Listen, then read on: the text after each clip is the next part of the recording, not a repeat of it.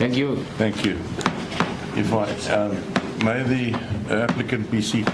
He's most welcome. It's got the heading of this court case number, and it's applicant's replying affidavit.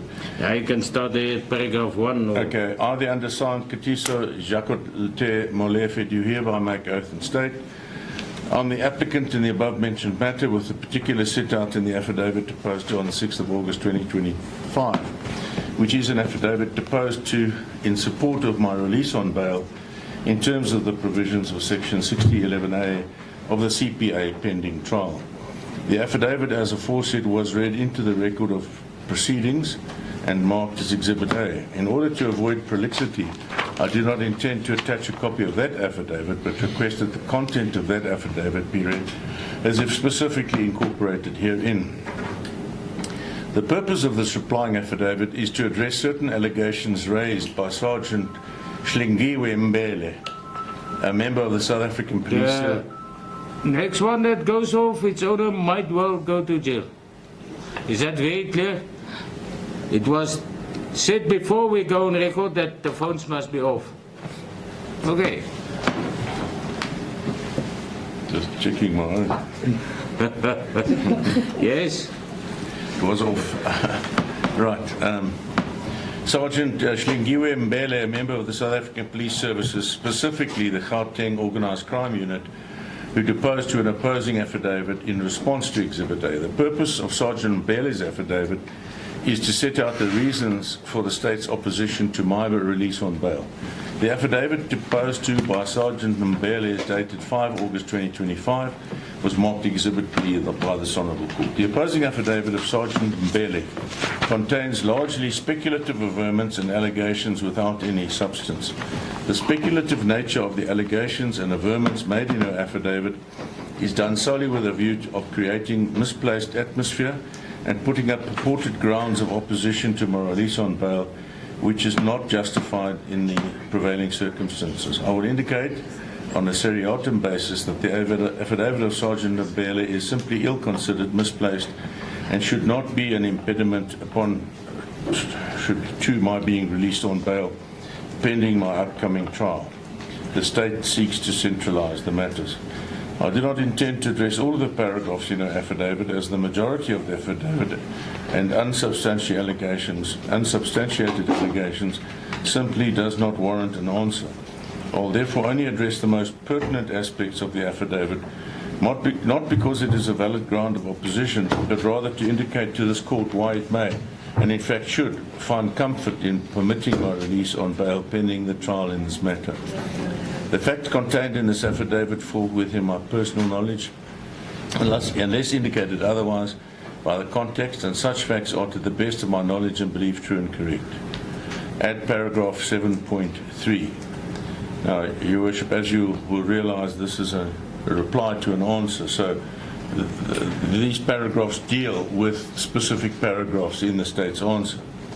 Sergeant Mbele indeed indicates that it is obvious that she is required to exercise a value judgment at each turn of affidavit as to the content that she is required to put in the affidavit and that which she is required to leave out. Sergeant Mbele indicates in paragraph 2 of the affidavit that the facts contained in the affidavit are, to the best of her knowledge, true and correct, and that they fall within her personal knowledge unless expressly indicated otherwise, or if the context implies the contrary. On page 19 of her affidavit, regarding the Commission of Oath certificate, she categorically states that she had read the affidavit before signing it, and she knows and understands the contents of the statement, and she deems it to be correct. Sergeant Mbele was present in court at the time that the affidavit was read into the record of the bail proceedings on 6 August 2025.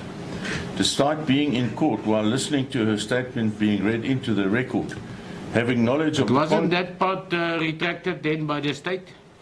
Yes, that's the point we're making. The point we're making, Your Worship, is she swears that it's correct in the affidavit. She listens to the affidavit being read to the court. She says nothing. We point out to the state, but he never went to the UK in 2024. And then they say we'd like to retract it. Despite being in court whilst listening to her statement being read into the record, Having knowledge of the contents of the affidavit and having read the content of the affidavit before signing the affidavit, Sergeant Mbele was comfortable to allege that I visited the UK in 2024. The allegations was not merely a sweeping statement alleging that I had travelled to the UK, but it contains specifics. Exhibit B expressly states that I flew to the United Kingdom on the 29th of January 2024 and returned on the 5th of February 24. This specific allegation was made purposefully and made to attempt to create the impression that I am dishonest and I do not take the court into my confidence, considering that I've categorically stated in my affidavit at paragraph 67 thereof that I've been barred from entering the United Kingdom since 2004. Sergeant Mbele was confronted with this totally incorrect fact by my legal representatives, and upon being confronted with the fact that she had placed potentially damning and intentionally incorrect facts before the court, the state rectified this evidence. Sergeant Mbele took no steps on her own volition to correct the incorrect evidence that was read into the record.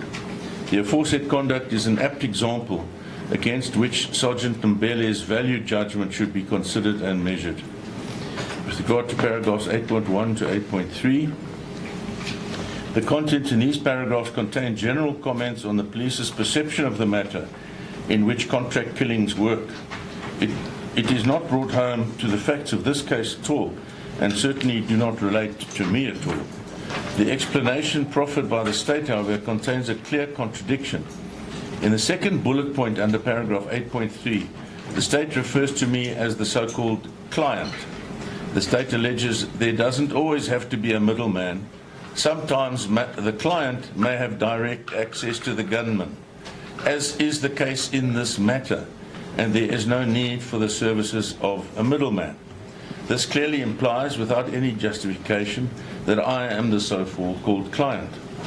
The contradiction in respect of the affidavit arises from a consideration of paragraph 9.13, in which it is stated that typically the middleman, in this case the applicant, remains in the background, and in none of the cases were ever near the crime scene during the commission of the crime. This is clearly without any justification and unsubstantiated speculation. In the very same affidavit, the state considers me to be, on the one hand, the middleman, and on the other hand, the client.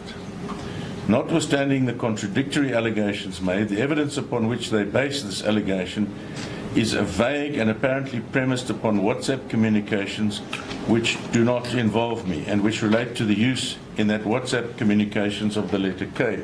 The state then alleges, based on their own misplaced interpolation, that I am known as K. I've already dealt with this fact, that this misplaced interpolation by the police is entirely unjustified, and I will address this further below. For the avoidance of any doubt, I specifically deny that I'm either a so-called client or a so-called middleman. I'm not involved in this matter at all. With regard to paragraph 8.4, there is no basis laid in her affidavit of any link to the drug trade and or a history of animosity or strife between me and the deceased persons. Apart from the fact that there is no basis laid in the affidavit, there is similarly no evidence in her affidavit which supports the state's contention. By virtue of the state's election to make unfounded allegations in their opposition to me being released on bail, I can do no more than to state that I'm not involved in a drug trade. I did not know the deceased persons at all. I had no reason to participate in the alleged crime, nor are there any facts alleged by the state which can justifiably infer my alleged involvement. With regard to paragraph 8.c, this allegation is merely made, unjustifiably so, to create atmosphere. The content of this paragraph is a generalization, and there's no link between me and the matters referred to in the paragraph. The state refers to the same syndicate, but they have not described a syndicate, nor have they provided any evidence or any basis upon which I'm supposedly linked to this alleged syndicate. I deny that I'm involved in any syndicate of any type. With regard to paragraph 8.12, the state confirms that I cannot be linked to any of the attempted murder charges. This means that I'm not linked to any of the attempted murder charges. Furthermore, there is no connected syndicate which the state is alleging in the affidavit and I'm not linked to the possession of any of the firearms or ammunition. The alleged basis of my involvement for these murders are non-existent. With regard to paragraph 9.8, the state initially contended that the bail appeal before the Pretoria High Court was not relevant when addressing the court prior to the reading of Exhibit B. However, the mere fact that they addressed the bail appeal in paragraph 9.8 of the opposing affidavit clearly indicates the relevance of this matter, as the state would not have felt the need to do so if the bail appeal was in fact irrelevant. The bail appeal is absolutely relevant to these proceedings because our High Court, upon the consideration of my personal circumstances, which remain unchanged, together with the facts in the Vereniging matter, which is no different from this matter as concerns my alleged involvement, found that there exist exceptional circumstances which, in the interest of justice, permit my release on bail. I'm advised that the learned regional magistrate considering this matter may be guided by this decision in the exercise of his discretion as to whether exceptional circumstances exist which permit my release on bail in this matter. A copy of the judgment is annexed to the affidavit as KM9, and the content thereof is self-explanatory. The state, in an attempt to undermine the importance and relevance of this decision, alleges that they have submitted a letter of complaint to the Office of the Director of Public Prosecutions in order to consider appeal against the granting of my bail by the Pretoria High Court. This does not have any effect on the fact that I was released on bail in that matter. And, Your Worship, I'm not going to read Section 65A out to you unless you want me to, No. or Section 316. What we simply say there is, if they want to appeal, they apply these sections of the Criminal Procedure Act, and they simply haven't done so, and they're out of time to do so, but I'm not going to read the law to you. The state is therefore clearly and way out of time in respect of an application for leave to appeal, and must bring an application for condonation should they wish to proceed. I'm advised that the bringing of a condonation application is not a mere formality, and such an application is not merely for the asking. The state will be required to explain the delay in the timeless execution of their application and convince the court of the prospects of success of such an appeal. In the consideration of the condonation application, the court considering the application for condonation will consider the prospect of success, or rather the lack thereof, and will have to balance the rights of the parties, including a limitation of my freedom, with tardiness on the part of the state. With regard to paragraph 11, there's no link, 911, there's no link to me in respect of this allegation. Ray 915, the basis of the majority of the allegations contained in these paragraphs is the fact that accused one was allegedly in constant cell phone contact with me shortly after the death of Opa John Mtoko Sefoka, and that he made several attempts to contact me without success.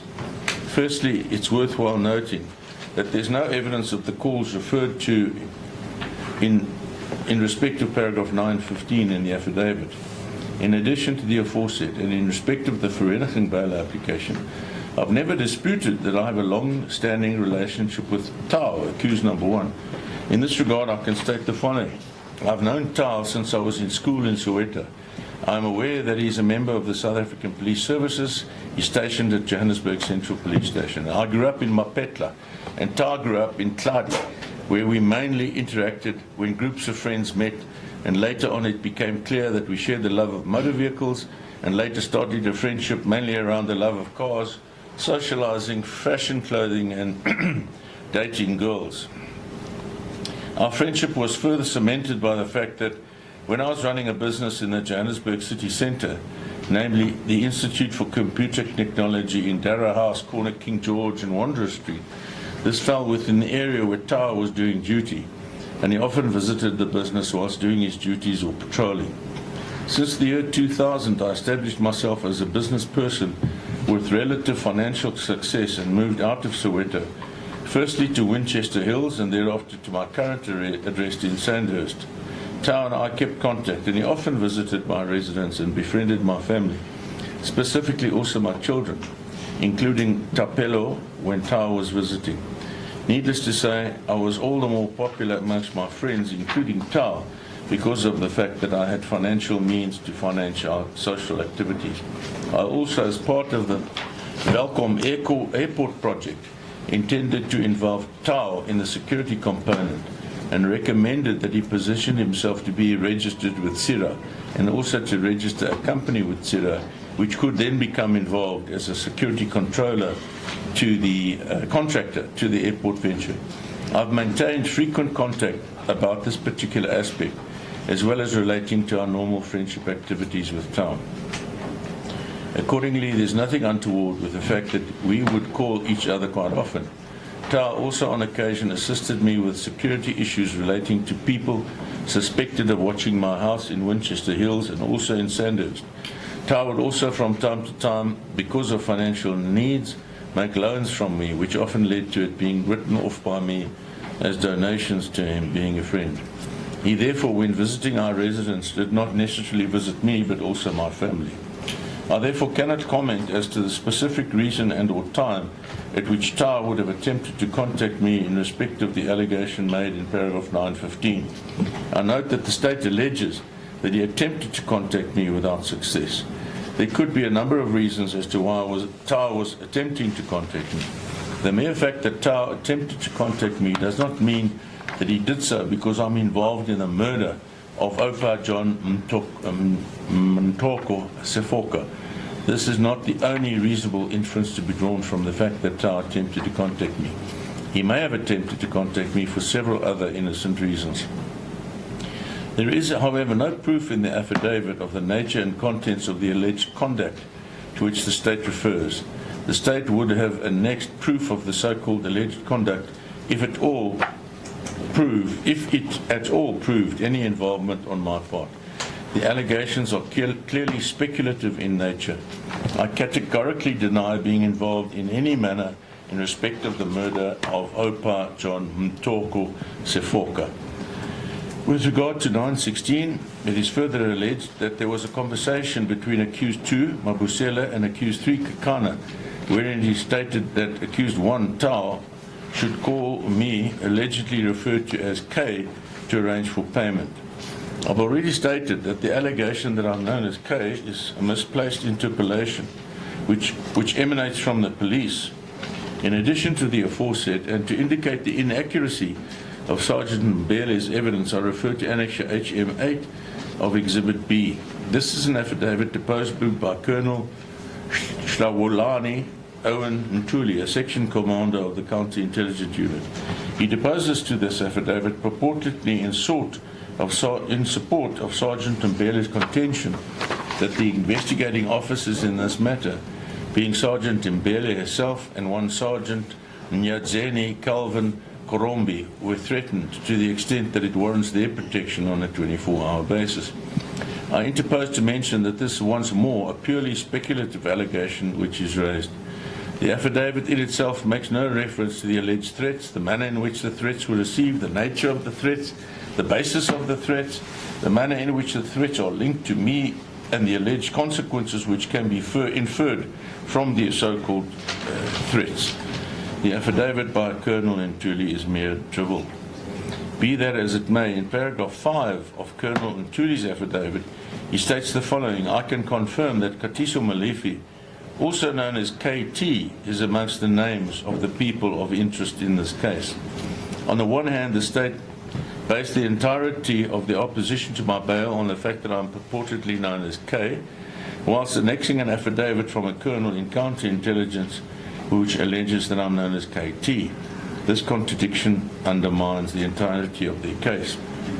Apart from the aforesaid, at paragraph 918 of the affidavit, I'm also alleged to be known as Fafa. This is a Sotho slang term which means shambok. I'm not referred to as K, KT, or Fafa. The mere fact that the state cannot bind themselves to a single version is indicative of the fact that the allegation is untrue, unjustified, and pure speculation. For the avoidance of any doubt, the only nickname that I've ever had is Seliti. This is a southern Sotho, specifically the dialect of Sekholokwe, which means the waiting one. The reason why I'm referred to as Seliti is because of the fact that my paternal great-grandfather was Katiso, was named Katiso. My mother, who married into my father's family, could not refer to me as Katiso while my great-grandfather was still alive. Because of the fact that my great-grandfather was still alive, upon my birth, and was an elder in our family, it would have been disrespectful for my mother to create the impression, either to my great-grandfather or to other family members, that she was referring to him on his first name. It is for that reason, and in order to avoid any form of confusion, that all members of my family referred to me as Seliti. By virtue of the fact that family members referred to me as Seliti, many of my friends in Mapetla started calling me Seliti too. I only started to become known as Katiso upon the passing of my great-grandfather. Until today, the nickname has stuck. My nieces and nephews refer to me as Uncle Seliti.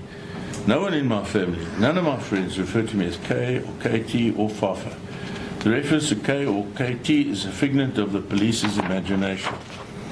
And then with regard to paragraphs 917, 918 and 919, I've already addressed the allegation made by the South African Police Service that my nickname is supposedly Fafa.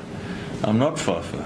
I am Katiso Molefe. To my family members and friends, I may be Seliti, but I'm not Fafa. The mere fact that the state alleges that the other accused, the so-called gunmen, are waiting for their payment from me is sheer speculation and guesswork.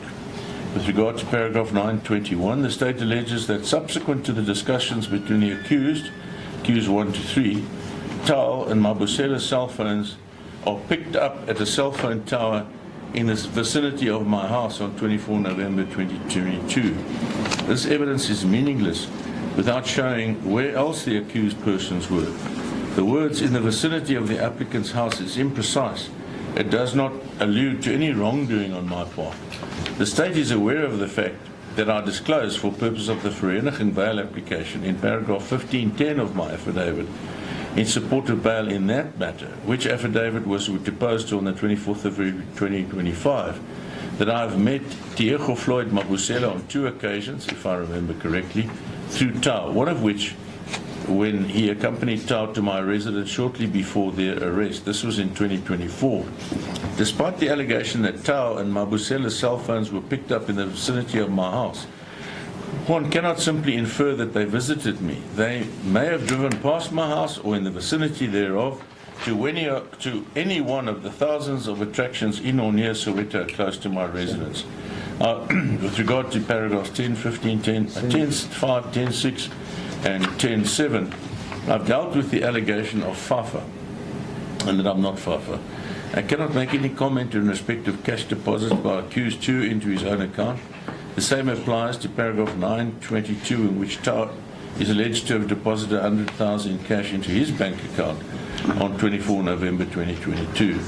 The state seems to wish for the court to draw the unjustified inference that the other accused persons made large cash deposits after having been in the vicinity of my house, shortly after the death of the respected deceased. The reason for the state's vague attempt at proffering this evidence is because this evidence does not exist, and they seek to rely on the hope that the court will make this unjustified inference. There is, as a matter of fact, no such evidence before the court. I deny ever having given large sums of money to the other accused in this matter, and it is evident from the state's affidavit there is no link between myself and the purported deposits made by the other accused. With regard to 15.1, the averment is not borne out by any of the facts, nor is any basis laid for this conclusion. With regard to 15.2, the nature of the evidence in this matter is the same as the evidence in the Vereniging matter. Both are premised upon the allegation that I am known as K, and that the other accused correspond with one another and not with me on WhatsApp, in which they refer to the involvement of K. I submit that in respect of the sentencing powers of this court, and if one considers these issues pragmatically, whether I face 5 terms of life imprisonment or 1 term of life imprisonment, the risk to me remains the same. The fact that I could face long-term imprisonment did not cause me or drive me to abscond the moment I received bail in respect of the Vereniging matter from the Pretoria High Court. I reiterate that I was arrested at my residence. With regard to 15.3, no overwhelming case is made. In fact, it is underwhelming in the sense that the state contradict themselves on the question of middleman and client on the basis of whether my nickname is K or KT or Fafa, if at all, and there is mere speculation on telephone conversations. It is pure speculation and misplaced inferences not justified from the alleged or objective facts. I can by no means leave the country at any time. My passport is held by the investigating officer, and I say once more, I returned to my home upon my release on bail and complied fully with the bail conditions set for me. With regard to 15.5, I've already indicated that the state has shown itself unable to correctly describe my movements. This cannot be ascribed to being a mere error, and it must be seen to be malicious and totally unjustified. The question of the Lesotho passport is as old as 2004. I've already addressed the fact that I committed a crime 21 years ago, using an alias and using a Lesotho passport to do so. I was sentenced for this offence. The fact that the state alleges in paragraph 15.5 that it was established that the applicant has a Lesotho passport with so that number is yet again absolutely malicious. I've already been convicted for this offence. I've served the term of imprisonment for this offence in 2004. I do not have a Lesotho passport at present. I've never again had a Lesotho passport after 2004. I only have one passport, which is the travel document mentioned in paragraph 33 of Exhibit A, which is in the possession of the investigating officer.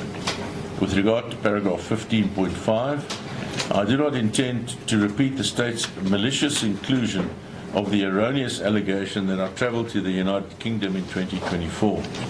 Be that as it may, there is nothing untoward in obtaining a new passport once a previous passport is full or when your passport has expired.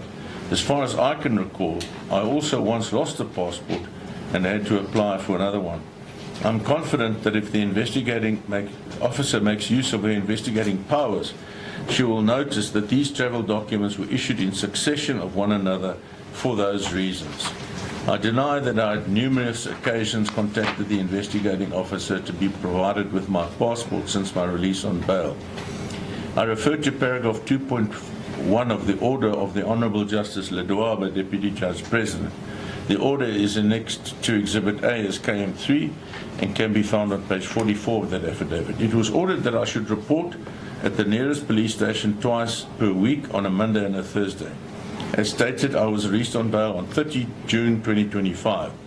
I could not attend to the police for purposes of complying with the order on the day of my release. I therefore had to attend to the police station on the first reporting day thereafter, being Thursday, 3 July 2025.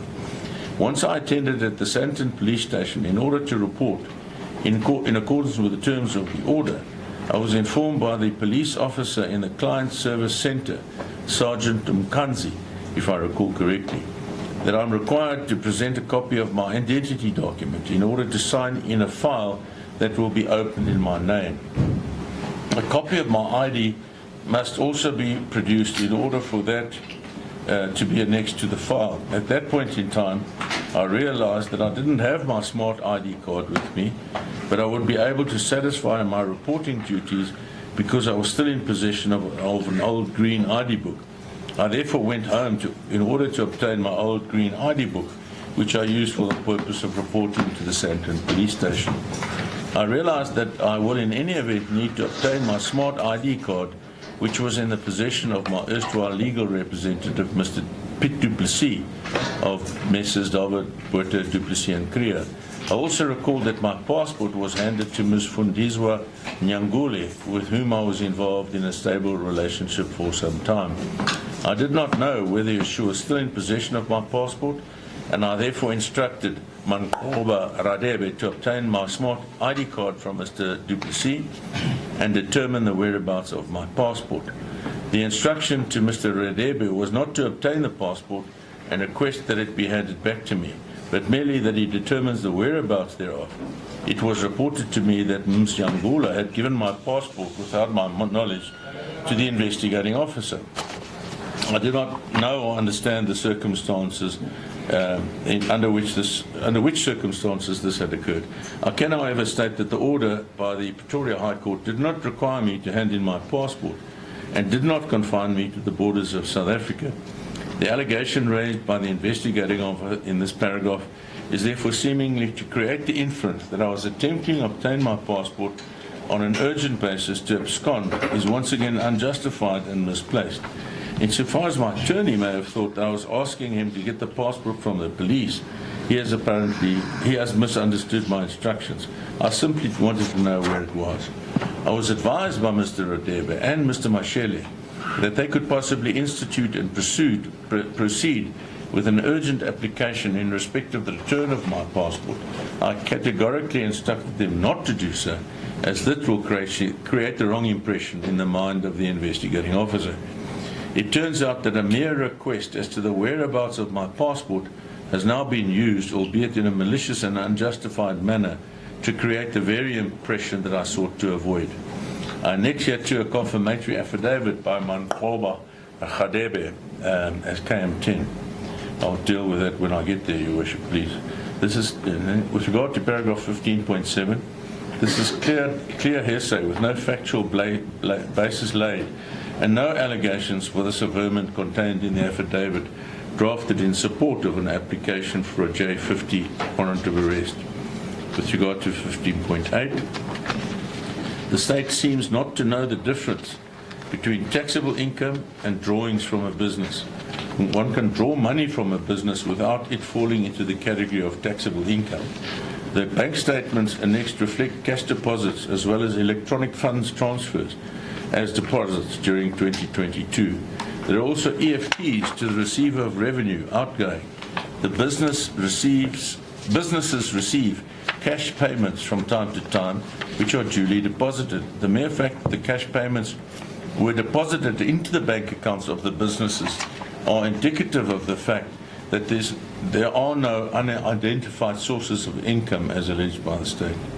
With regard to 1513 to 1516, there's a reasonable explanation why I ceased using the cell phone number 0832050769. The timing thereof is not highly significant, and I did not attempt to destroy or conceal evidence at all. In paragraph 44 of Exhibit A, I referred to a daughter by the name of Lesedi Machaneng, who resides with her mother, Tebogo Machaneng. At the time that I obtained the contract for this cell number, I was struggling to obtain a contract with MTN, and Ms. Tebogo Machaneng was able to assist me in obtaining a cell phone in respect of her cell phone contract. During the course of the 5 years in which I used the cell phone and cell phone number, I would make a payment to Ms. Tebogo Machaneng in respect of a monthly contribution to our daughter's needs. This contribution would also include an amount for the payment of the cell phones in respect of the contract held in her name. It would sometimes occur that Ms. Tebogo Machaneng would not make payment of the cell phone contract timelessly, and that the cell phone would be switched off by MTN for non-payment of the contract amount. As a result of the aforesaid, a dispute arose between the two of us, in which I accused Ms. Tebogo Machaneng of not timelessly paying for the contract and resulting in the termination of the MTN services, and Ms. Tebogo Machaneng alleging that I did not make timeless payment of the monthly contribution. We agreed mutually that the solution to the aforesaid was to attend to MTN and to terminate the cell phone number which I was using, as this would put pay to the administrative difficulties that we experienced and the arguments. We attended to the MTN store at Clearwater Mall, in which we terminated this contract. I was then able to contract on my own name and obtain a new cell phone and a new handset. I did that there and then. I did not destroy the previous handset and gave the handset to one of my sons. I cannot recall to whom I handed the handset. Most notably, the allegation that I've attempted to destroy or conceal evidence is nullified by the state's version that they are in fact in possession of the communication by virtue of the seizure of Tao's cell phone.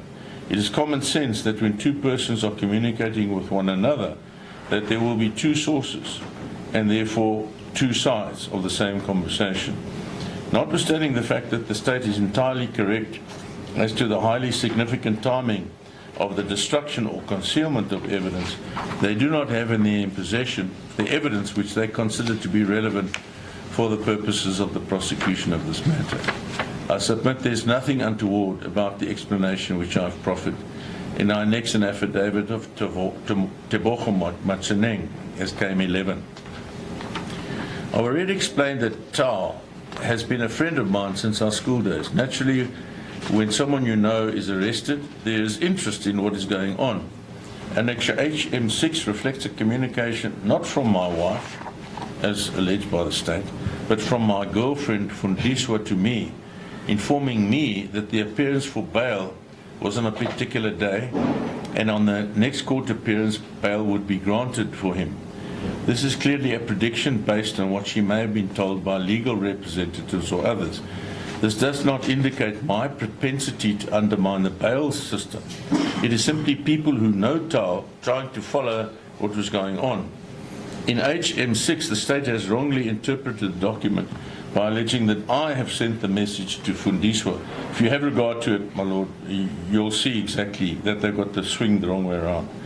With regard to HM7, this interaction does not represent any undermining of the proper functioning of the criminal justice system, including the bail system. I have ever no specific recollection of this communication, as I'm not the one that uses emojis.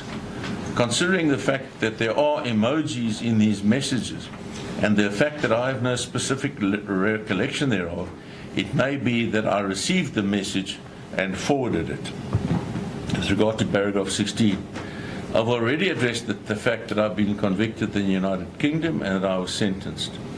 I deem it pertinent to bring to this court's attention that I was only convicted in respect of count 1, which is conspire possession of drugs of the import of which is prohibited or restricted, Class B drug.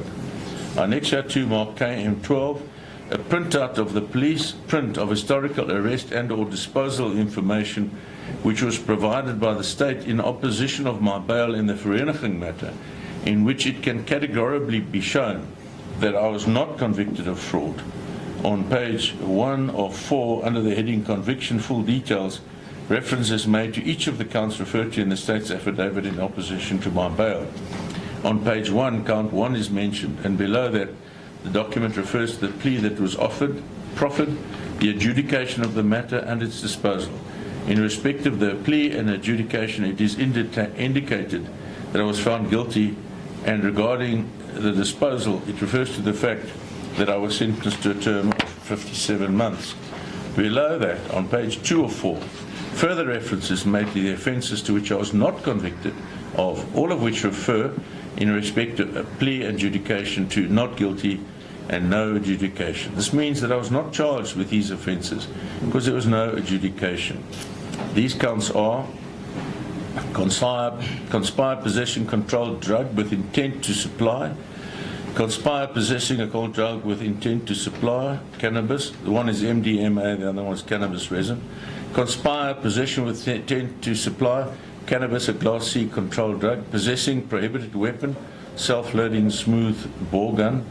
Possessing prohibited weapon, self-loading smooth bore gun. Possessing a prohibited weapon, self-loading smooth bore gun. It is so that on page 1, it states that under offence summary that I was convicted of fraud and kindred offences, but this is incorrect because the full details of the conviction refer to the fact that I was only convicted on count 1. I was not convicted of fraud, as I categorically recall that the mere fact that I indicated to the investigating officer that I intended to plead guilty in respect of count 1 resulted in them agreeing not to further or progress with the charges in respect of fraud. The fraud, however, emanates from the fact that I was travelling using a Lesotho passport, which was a falsified passport under an alias. With regard to paragraph 17.3, This is pure speculation, not based on any facts. General. Another important issue that I need to point out and reiterate is that it is basically impossible to prepare for trial of this magnitude and importance while being detained in custody. It's my personal experience. There are no lights at the Kgosi Mampuru Correctional Services facility where one is required to conduct your legal consultations. You're only allowed 1 hour at a time for consultation purposes with no privacy, as there are correctional service officers constantly standing around you and they overhear the entire conversation. One is not allowed any access to a computer, and there's no space in the overcrowded trial awaiting cells to store any files containing copies of the police docket disclosed. These conditions infringe on a person's constitutional right to a fair trial, as one is factually prevented from preparing and consulting properly under the conditions described. Even for purposes of finalizing my bail affidavits, my legal representatives had to take their own torch to allow me to read the affidavits prepared, and we were constantly interrupted and told to hurry up to finish our consultation. That is the unfortunate reality if any trial awaiting person who is presumed innocent but held in custody. In the premises, I submit that I made out a case that exceptional circumstances exist which in the interests of justice permit my release on bail. Your Worship, conscious of time, I'm just going to show you the exhibits. That first exhibit is the judgment of Deputy Judge President Ledwaba. And then, which no one should misunderstand, we're not saying for 1 second that that judgment binds you at all. It's same personal circumstances, same crime, and same potential sentence, and you may be guided by it, but you're not bound by it. Then came 11, is the affidavit of Tebogo Matsaneng. Yeah, came 10.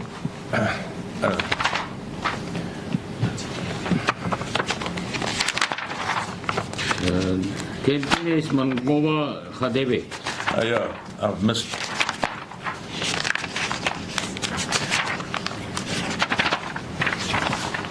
Yeah, KM10. Perhaps I should read it out. It's Mankoba Radebe. I'm an adult male and That's a much better pronunciation. Yes. I'm an adult male and practicing attorney serving under the guise and style of Mashele Attorneys Inc., situated in the Johannesburg area. The contents contained in this affidavit of my own personal knowledge, unless the contrary is clearly indicated, otherwise by context. I duly served as a correspondent at the behest of Makumbila Attorneys Inc. in relation to the bail appeal which sat before the Pretoria High Court, where Mr. Molefe was subsequently granted bail by the acting Judge President Ledwaba. I have read the applicant's founding affidavit and have had the opportunity to consider the state's opposing affidavit deposed to me by the investigating officer on 5 August 2025. I do not intend to deal with all allegations adduced during the pending bail proceedings, wherein the above applicant is seeking to be released on bail. However, I would like to confine this affidavit to the issue raised by the state relating to the applicant's request for his passport upon his release on bail by the High Court. Upon Mr. Molefe's release on bail, it became apparent that some of his personal and legal documents, including but not limited to his ID document and passport, were missing, and he didn't know where they were. His erstwhile attorneys informed our officers that Mr. Mashele's passport is in the custody of the South African Police Services, and that is what led me to contact Sergeant Mbele by way of WhatsApp call on 8th of July 2025 at 13:28. On the said call, I inquired whether the SAPS is indeed in possession of Mr. Molefe's passport, and the IO categorically confirmed that the SAPS is in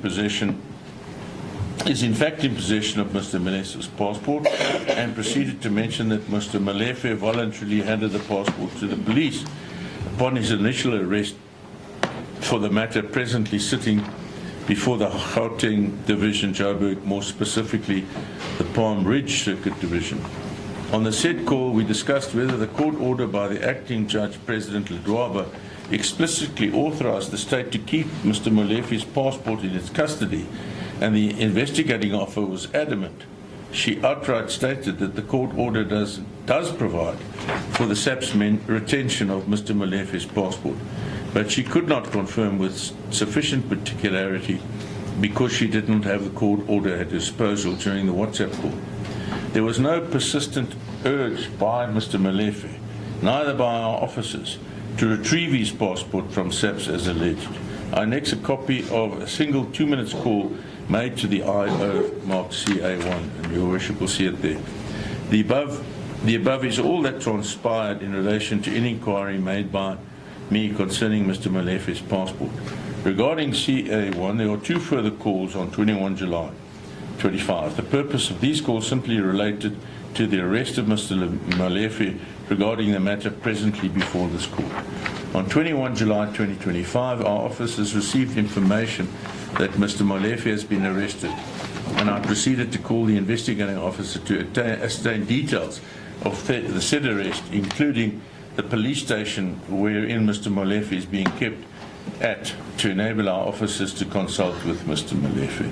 That's all that I can declare. And then he annexes screenshots of the 3 phone calls that he referred to. And then we come to KM11, to Bogo Machaneng. She says that I'm an adult female with this ID number. I ordinarily reside in Radio Corp Rudderport. I'm a housewife. I'm involved part-time in real estate. I can be contacted on a certain number. She says the contents of the affidavit fall within her personal knowledge and belief, except where the contrary appears from the context in what is stated herein below, and is furthermore both true and correct. I've been requested by the applicant in the above-mentioned matter, Katiso Molefe, to depose to a confirmatory affidavit regarding the termination of his cell phone contract. I've been informed by the applicant's legal representative that there is an allegation in opposition to his bail application by the state that he has disposed of his cell phone in an attempt to destroy and conceal evidence. This is simply not the case at all. I met the applicant in the year 2000. We've therefore known each other for many years. The applicant is the father of my daughter, Lesedi Machaneng. It is so the applicant was at some point in time unable to obtain a cell phone contract with MTN, requested me to assist him in obtaining a cell phone contract. I cannot recall exactly when this was, nor can I recall whether at the time the applicant made the request to me, whether I had an existing contract with MTN or whether that was the commencement of my approach to MTN in order to obtain a contract. This was many years ago, and I cannot recall the exact position. I do, however, recall that I took out a cell phone contract for the applicant under my name with the cell phone number which is indicated there, Your Worship. I cannot recall exactly when, but I also took out 2 further cell phones in respect of my contract with MTN, one for my mother and one for my sister. The agreement that existed between the 2 of us was that I will be paid a monthly contribution by the applicant in respect of our daughter Lesedi. The contribution will be in respect of her financial needs, such as school fees, clothes, etc., and the contribution that will also include the amount necessary to make payment for all of the cell phones taken out under the contract with MTN.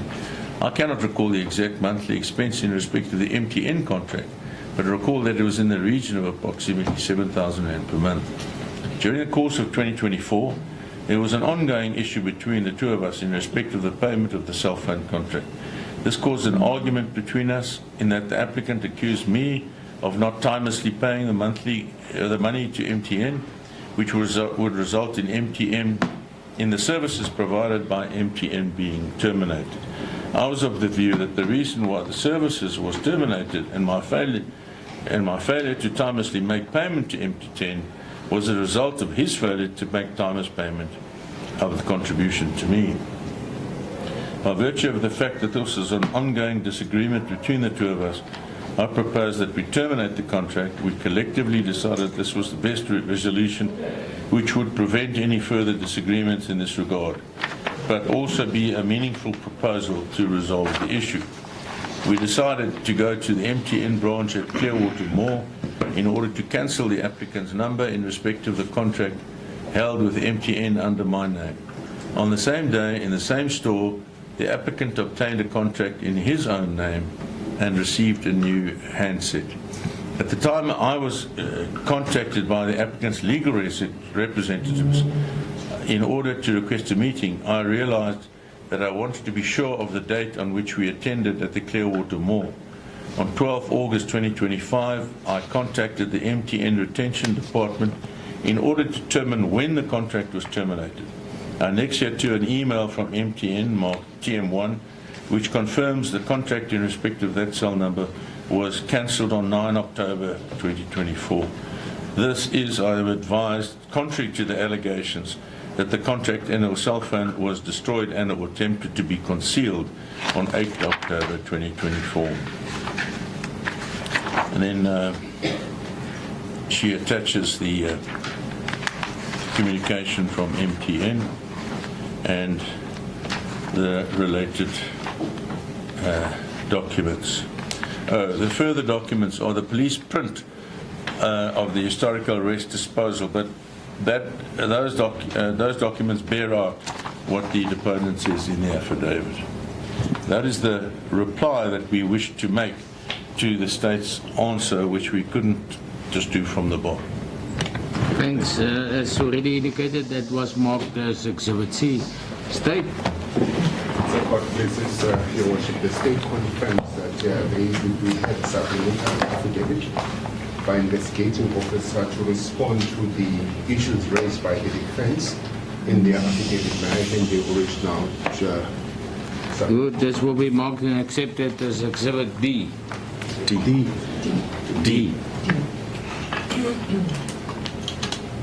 What? Mr. Hellens? Yeah, we had a founding affidavit for bail, which was A. Yeah. Then the state answered B. Yes, D. I've just handed up C, which is a reply. Oh, sorry, D. D. Eight. Thank you. Court business. May I then continue to read the supplementary affidavit by investigating officer? It reads as follows. Sparing the custody, the matter is sitting at Alexandra Regional Court, Gauteng, sitting in Alexandra, case number RC555 of 2025 in the matter of Katiso, Jokonet, Molefe, who is the applicant in this matter, versus the state supplementary affidavit from formal bail application in terms of Section 60 of the Criminal Procedure Act, 51 of 1977, reading, I, Stanley Wembele, do hereby state under oath as follows. Introduction. I am an adult female in the employ of the South African Police Service, SAPS in bracket, holding the rank of sergeant. I am stationed in Gauteng Organized Crime Unit. My cell phone contact number is fully stated in the affidavit, which I'm not going to read for the record. I have 19 years experience as a police officer. Paragraph number 2, the facts containing these affidavits are to the best of my knowledge and believed to be true and correct. These facts furthermore fall within my personal knowledge unless expressly indicated otherwise or context implies contrary. Paragraph number 3, this is a supplementary affidavit to one that was handed in as a DCP on the 6th of August 2025. Paragraph number 4, as already mentioned in my previous affidavit, the Vereeniging matter, case number 75/4/2024, was due to commence on the 11th of August, this past Monday in bracket, but because of the pending centralization application with the current matter before the court, the case was postponed in the High Court to 27 October 2025. This date was arranged with the council. Paragraph 5, further to my paragraph 9.60, 9.70, and 10.5 in Exhibit B, PAFA, in brackets. The killing of the 3 deceased in Soundton matter took place shortly after 12 hours at midnight on the 20th of November 2022. Accused number 1, Dau, accused 2, Kekana, accused 3, Magosela, cell phone are placed near the crime scene before, during, and after the shooting. Paragraph 5.2, accused 1 then started calling accused number 4 at 0052, 0053, 0054, 0055, 00110, 0131, 0507, and 059, 8 calls in total. He didn't call any other person during this time. It was after this string of calls that conversation in paragraph 9.16 and 9.17 took place, where accused number 2 referred to Hafa. Paragraph 5.3, furthermore, evidence will be presented that accused number 4 received a message from contact save on his cell phone number, Debza, on the 25th December 2023, reading as follows: Merry Christmas, Tate Makubong, Hafa in bracket. This is the exact message that was therefore there can be no doubt that accused number 4 is also called Hafa. See HM9, which is attached in the affidavit. Paragraph number 6. Further to my paragraph 9.22, 9.23, 10.6, 10.7 in Exhibit B, bank accounts, which is HM4. HM4 reflects the ABSA bank account Caro contractors CC for the period February 2022 to December 2022. The following cash deposits were found for this period. On the 14th of February of the year, 15,000 rand. On the 15th of February, that was 9,000.8. On the 21st of April, it was 10,000. On the 22nd of October, it was 20,000. On the 18th of November, it was 20,000. The FNB account for Kadri investment for the period February to December 2022 shows the following cash deposit. On the 14th of February, 10,000 rand. Excuse me, I've made a mistake there with the reading of the number. On the 14th of February, it's 100,000. On the 15th of February, it was 80,000. On the 22nd of October, it was 10,000. On the 18th of October, on the 18th of November, it was 40,000. The last page of HM4 summarizes the cash deposit made into account of Caro and Kadri over the period of the 1st November 2019 to 26 November 2024. Paragraph number 7. Further to my paragraph 15.6 in Exhibit B, which is passport in brackets. Bail was granted on the 27th of June 2025 on appeal. Mr. Hadebe was the briefing attorney for advocate Annelen van der Ven, who handled the appeal on behalf of the applicant. On the 2nd and 8th of July, I received a phone call from the said Mr. Hadebe, who informed that he is an attorney for the applicant, and he requested me to return applicant's passport to him. I refused this request because one of the reasons why bail was granted was with the understanding that he had handed over his passport. 2 independent and reliable sources indicated to me that applicant intend to leave for Hong Kong after he was granted bail.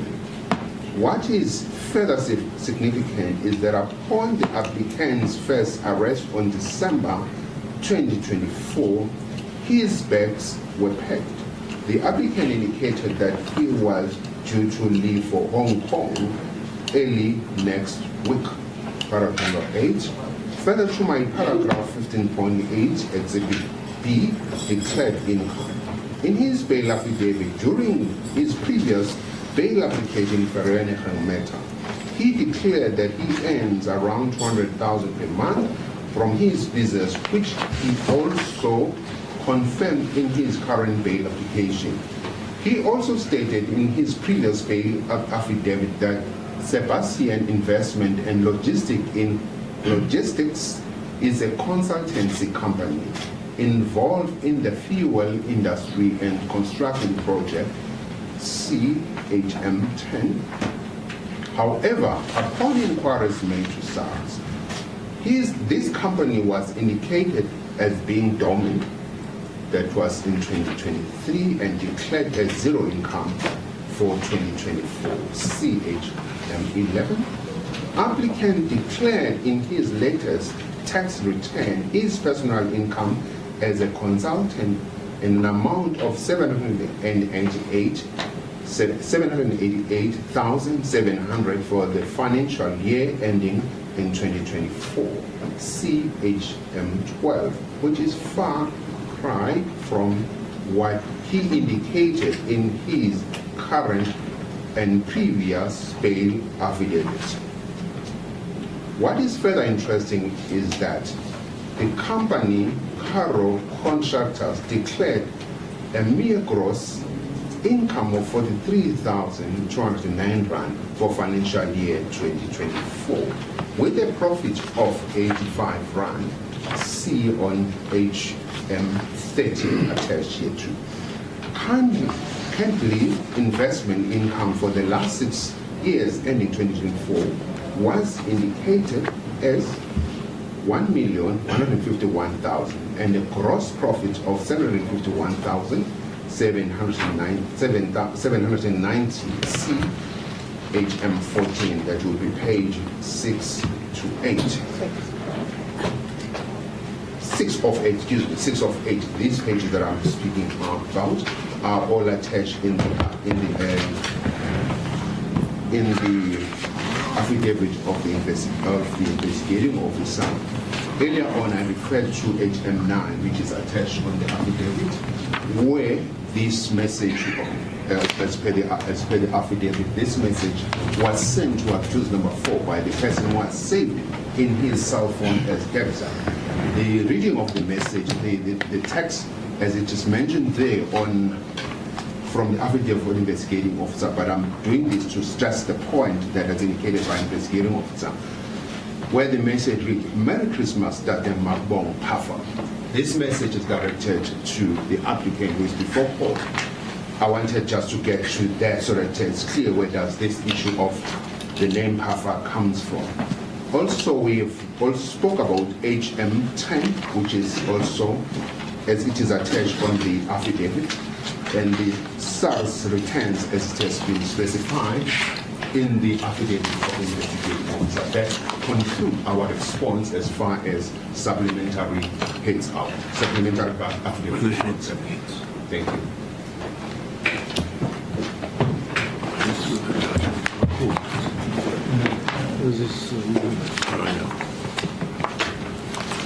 Good, so that would conclude The evidence.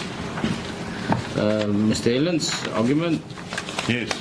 If I could hand up heads of argument and an unreported case.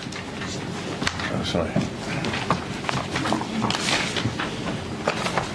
The Yes. unreported case we refer to, it's at Michael Harry Lomas versus the state. It's a judgment of His Lordship, Mr. Justice Strader. E and F. Yes. Reading then and arguing at the same time the heads of argument, the heading is that it's the applicant's heads of argument. And in the introduction, the applicant stands arraigned on the charges, namely added since 6 December 2024 in the pending Vereniging case, as contained in the latest charge sheet provided on 5 August, Annexure KM1, attached as Exhibit A to the bail affidavit. It's common cause that some of the counts entail alleged premeditated and planned murders, and therefore results under Schedule 6 of the CPA.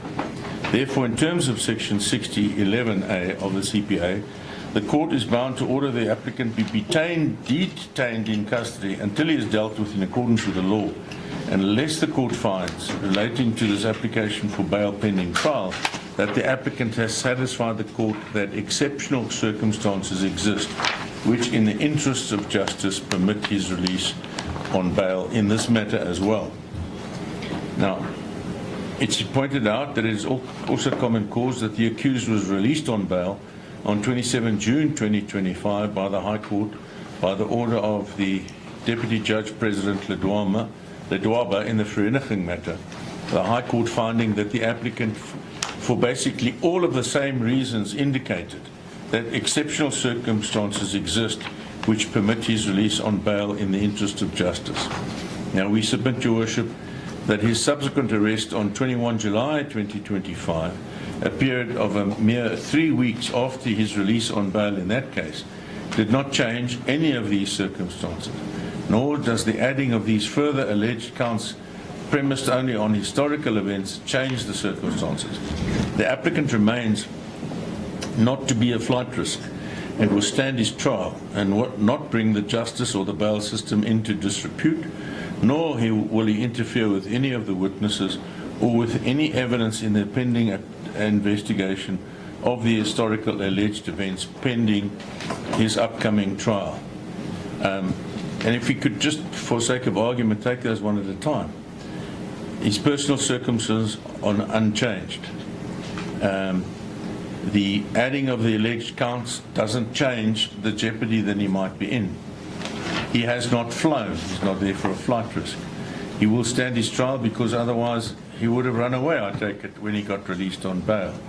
And he's done nothing to bring the bail justice system into disrepute. He's not interfered with any witnesses, nor with any evidence pending the investigation of the historical events. So, returning to the heads, these cases will in all probably be consolidated by the state.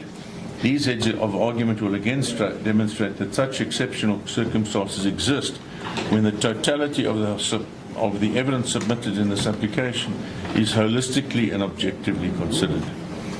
And then paragraph 3, as pointed out in the application for bail, once the applicant was arrested, his attorneys asked for a copy of the J50 warrant. The warrant contained only one mention of the applicant, in which the mention of 1K is made. That has already been criticized in the application as not pertaining to the applicant. It must be immediately pointed out, unfortunately, that the state and the investigating officer were not only remiss, but greatly lacking in care in maliciously, and we use that word advisedly, placing before the court the fact that the applicant had allegedly travelled to the UK in 2024. Not only has this averment been withdrawn as incorrect, but it was withdrawn only after the affidavit had been signed, the affidavit had been read into the record, and the true facts had been drawn to the attention of the state.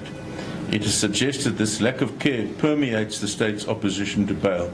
And let me just point out one thing that emanates from today, Your Worship. The affidavit, the supplementary affidavit that the state handed up today, was not in response to our replying affidavit. It was in existence when we arrived here. The state did not know what we said in the replying affidavit. They had an affidavit where they wanted to draw further details to your attention. In this affidavit, which my learned friend has just drawn out, there should have been a full and proper explanation as to how they could make the wrong averment, key to bail in this case, that the accused had travelled to the UK in 2024 on the dates, specific dates that they indicate. How the investigating officer could have signed the affidavit swearing that to be correct and when it's not correct. How she could have heard the affidavit read out and not jumped up and say, hey, there's a mistake here. Please, we've got to be honest. Only when we pointed out to them that this was wrong did they retract it. And is there an explanation in D for how that could have happened? No.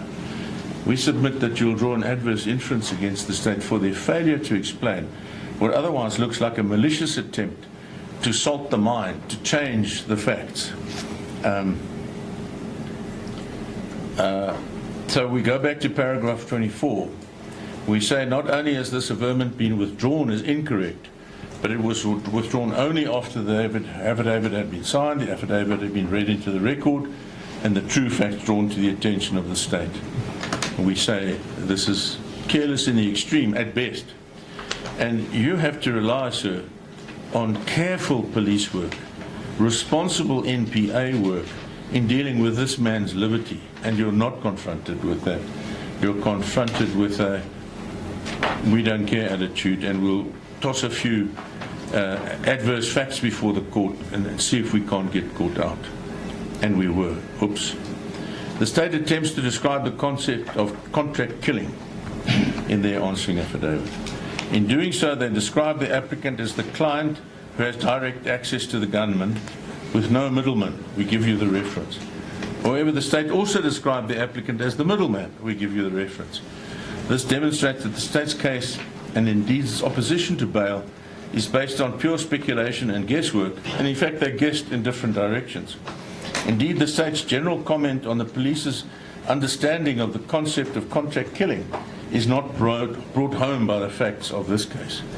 Insofar as the state aver the involvement of an alleged syndicate, Your Worship will find no link of my client to a syndicate, and in fact no syndicate described.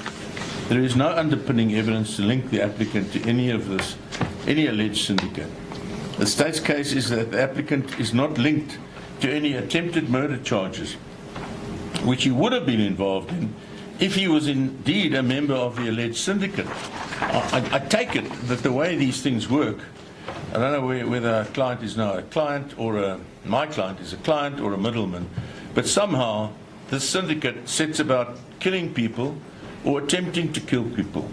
Now, he's involved when they kill, but not involved when they attempt. Well, that suggests that he's not involved at all, because one would expect him to be involved in anything. The state's case is at odds with itself. Paragraph 8, it is pointed out that on the same facts and personal circumstances, the applicant was granted bail on appeal in the High Court in Pretoria. The state attempts to get around the fact by stating that they complained to the DPP's office, but no appeal has been brought and the time limit has expired. The state in this application for bail are clearly trying to avoid the persuasive effect of the High Court judgment releasing the applicant on bail. And Your Worship, we should not be misunderstood. You are an independent judicial officer. You will make up your mind on the facts of this case. And we're not telling you. You have to follow that what the Pretoria court did, because that was a different case. All we are saying is, on the averment of a syndicate, on the averment of middleman, on the averment of contract killings, and on his personal circumstances, the High Court found exceptional circumstances. And all we ask is, bear that in mind. No one's telling you that the High Court tells you what to do. You perform your own function, as you know. Then paragraph 9, the contact with accused number 1 has been explained by him as Tao is a long-standing friend. The state refers, now we're dealing with the various oppositions to bail, and then I'll come to the law, which I'll move through quickly because you know it so well. The state refers to telephone conversations between certain of the other accused, but there's no basis to identify the applicant as K or as Fafa. And if we look at this latest document where they say the accused is Fafa, well, let's look at it. Let's confront it.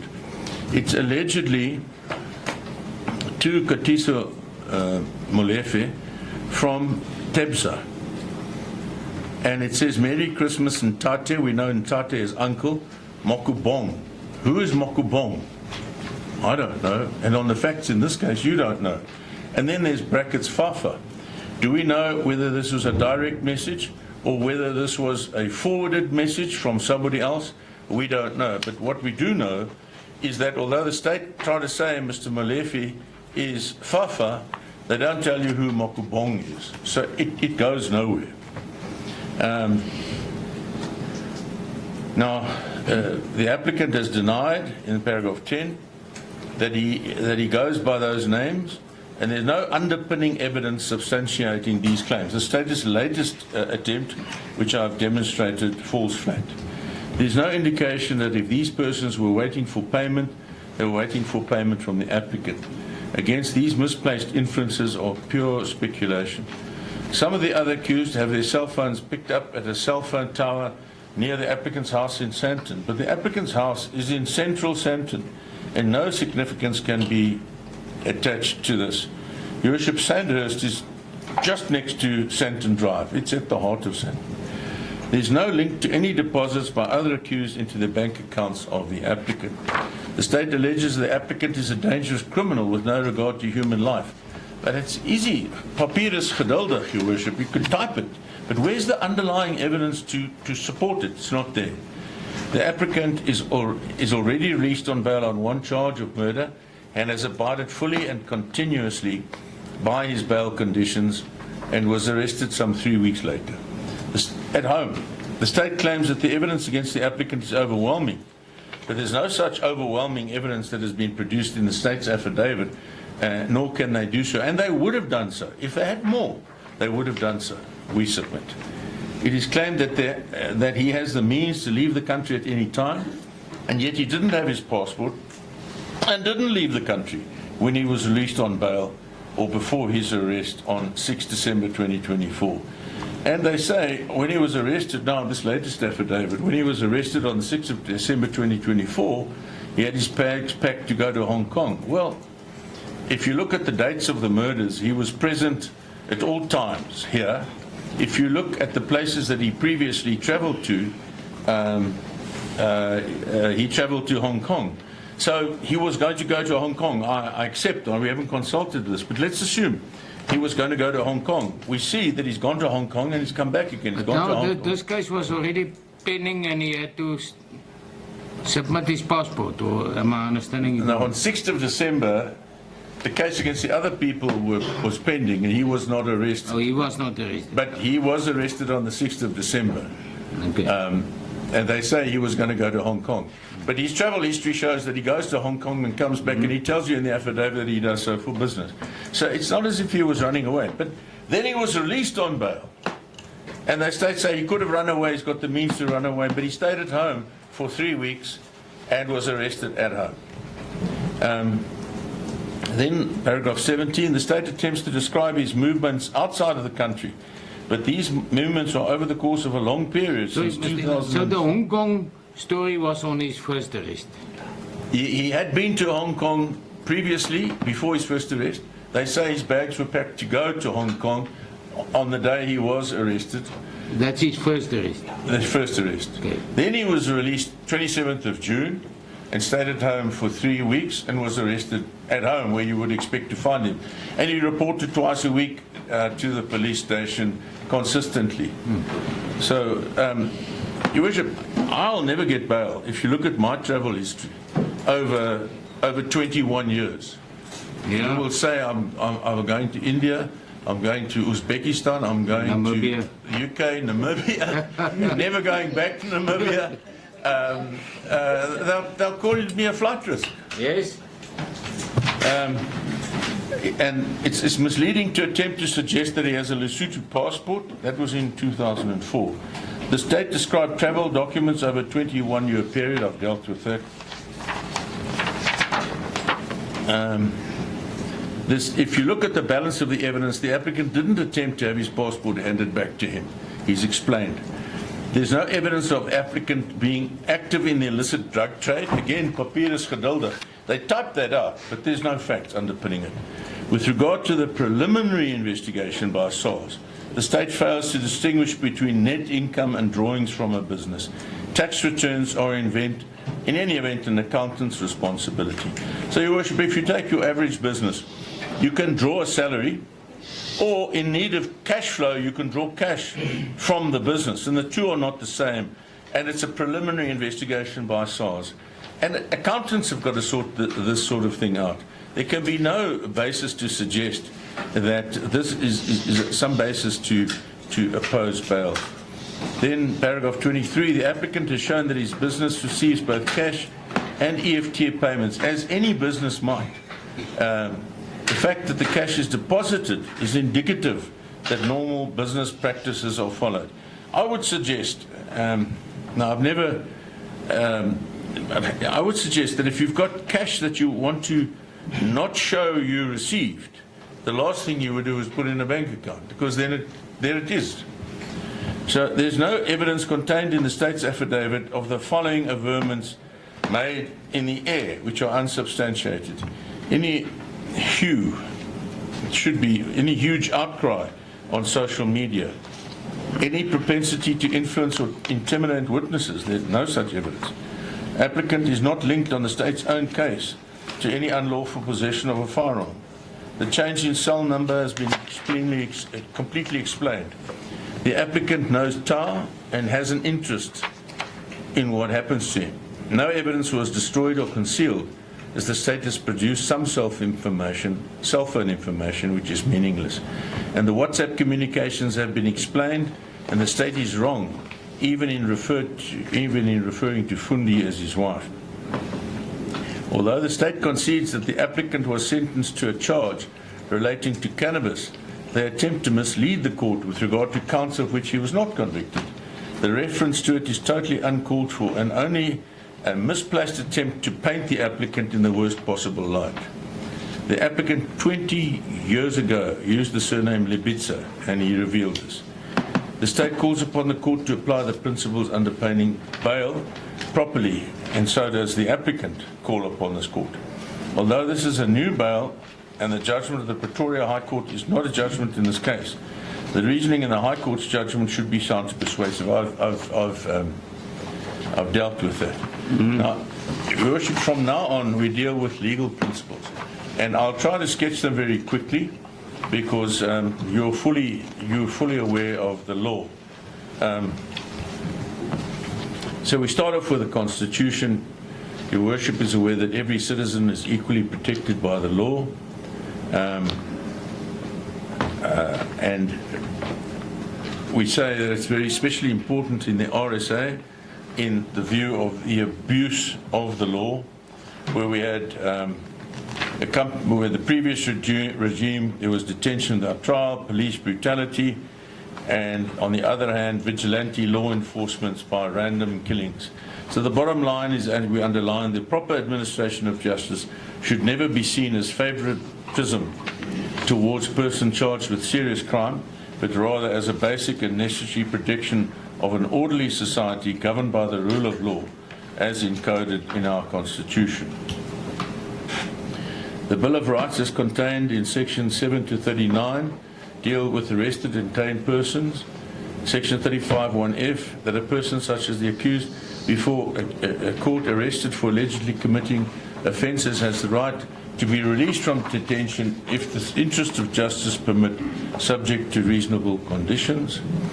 And then you have 35(3)(h), the right to be presumed innocent.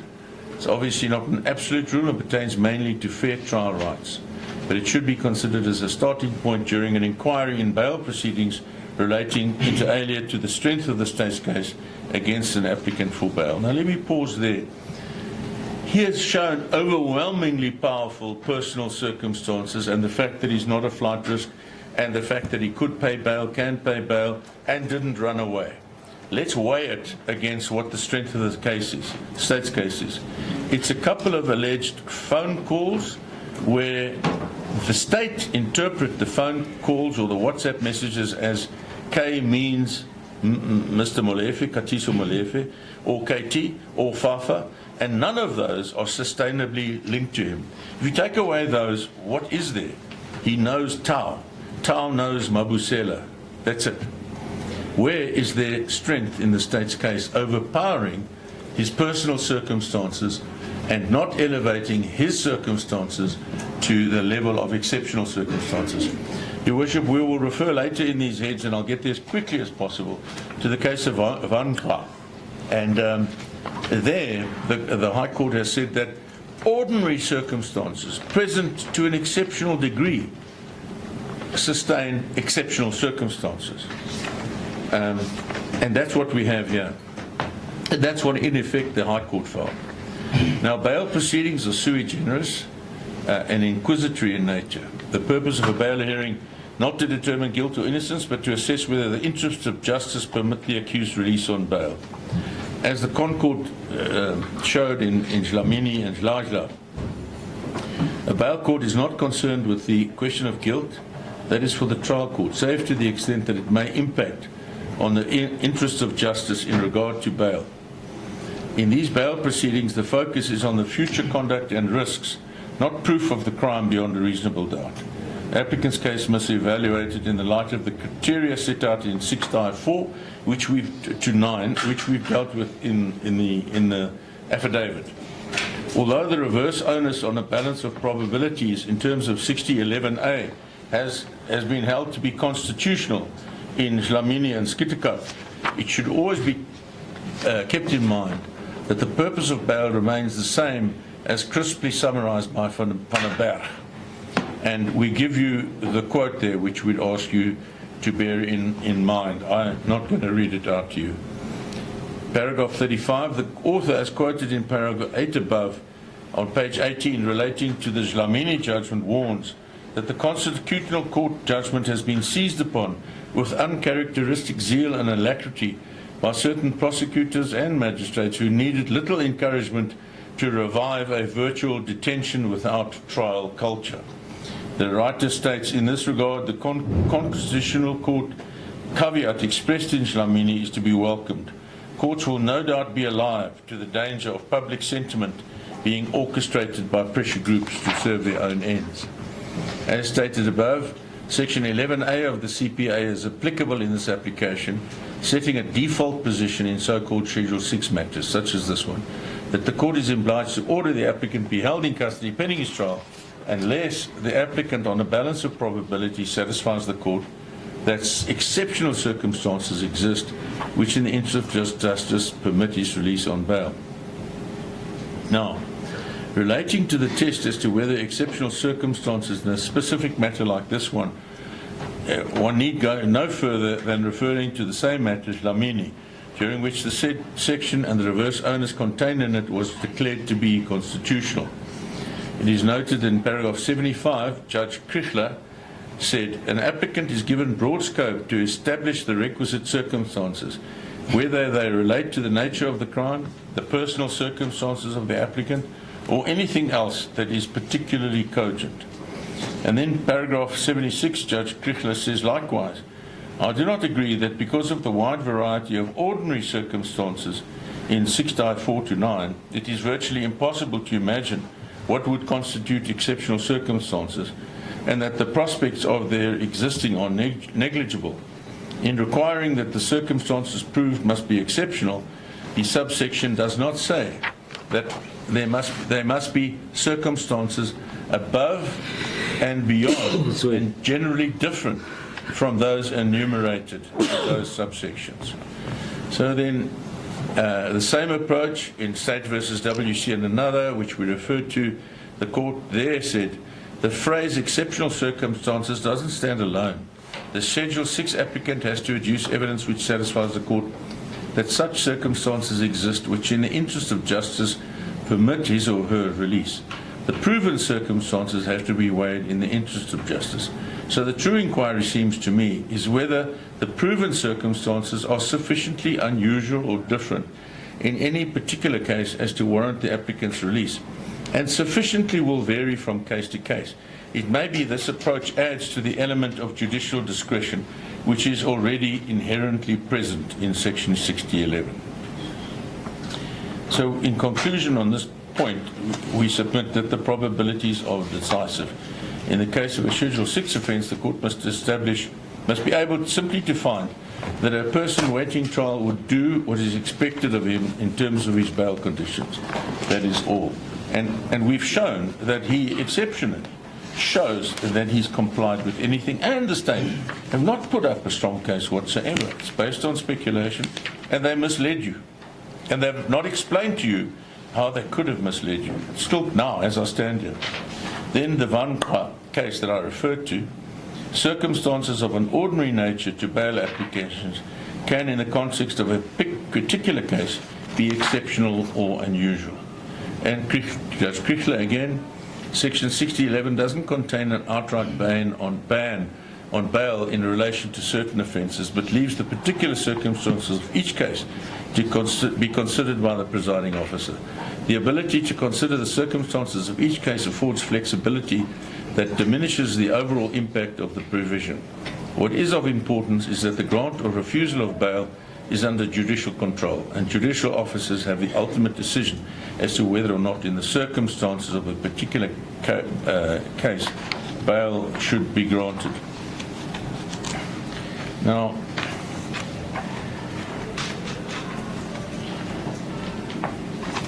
I've referred to further cases there, and I don't believe it's useful to read them out to you. Let me move forward to our analysis.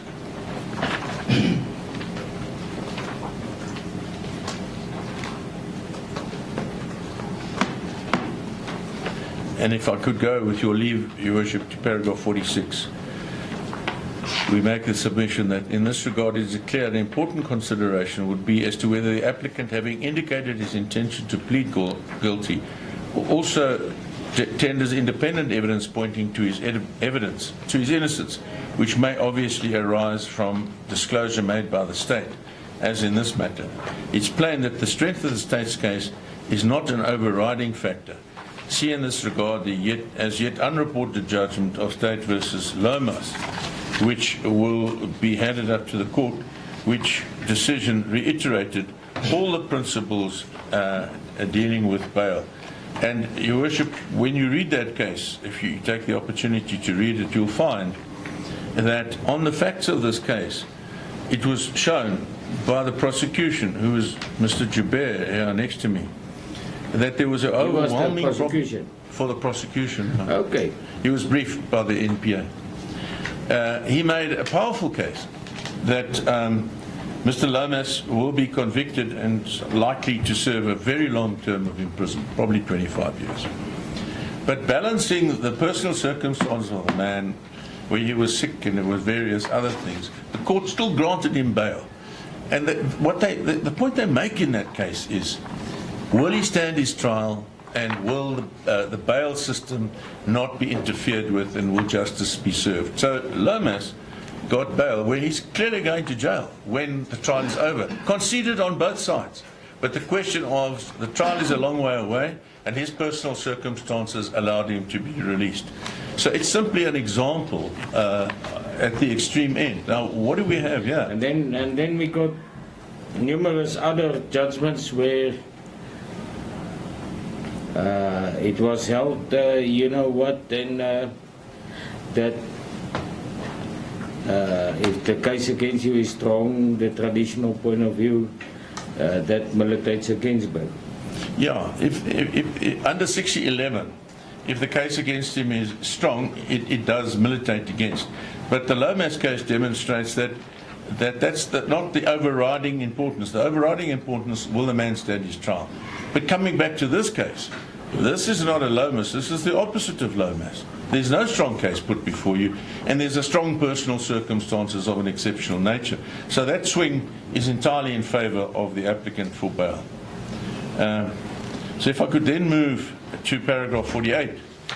The question for decision is whether the applicant, on a balance of probabilities established on the totality of the facts before court, such circumstances which allows the court to make an exception from the default position.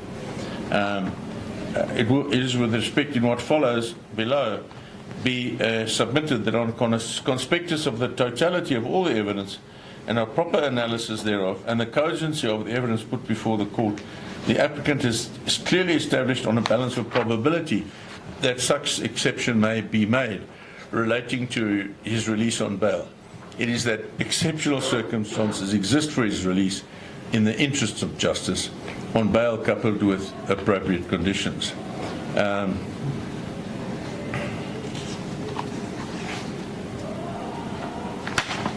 trying not to read the law to you unduly. If I might go, skipping paragraph 49, 50 and 51 and accepting that you'll consider it, to the personal profile of the applicant relating to his personal and family structures.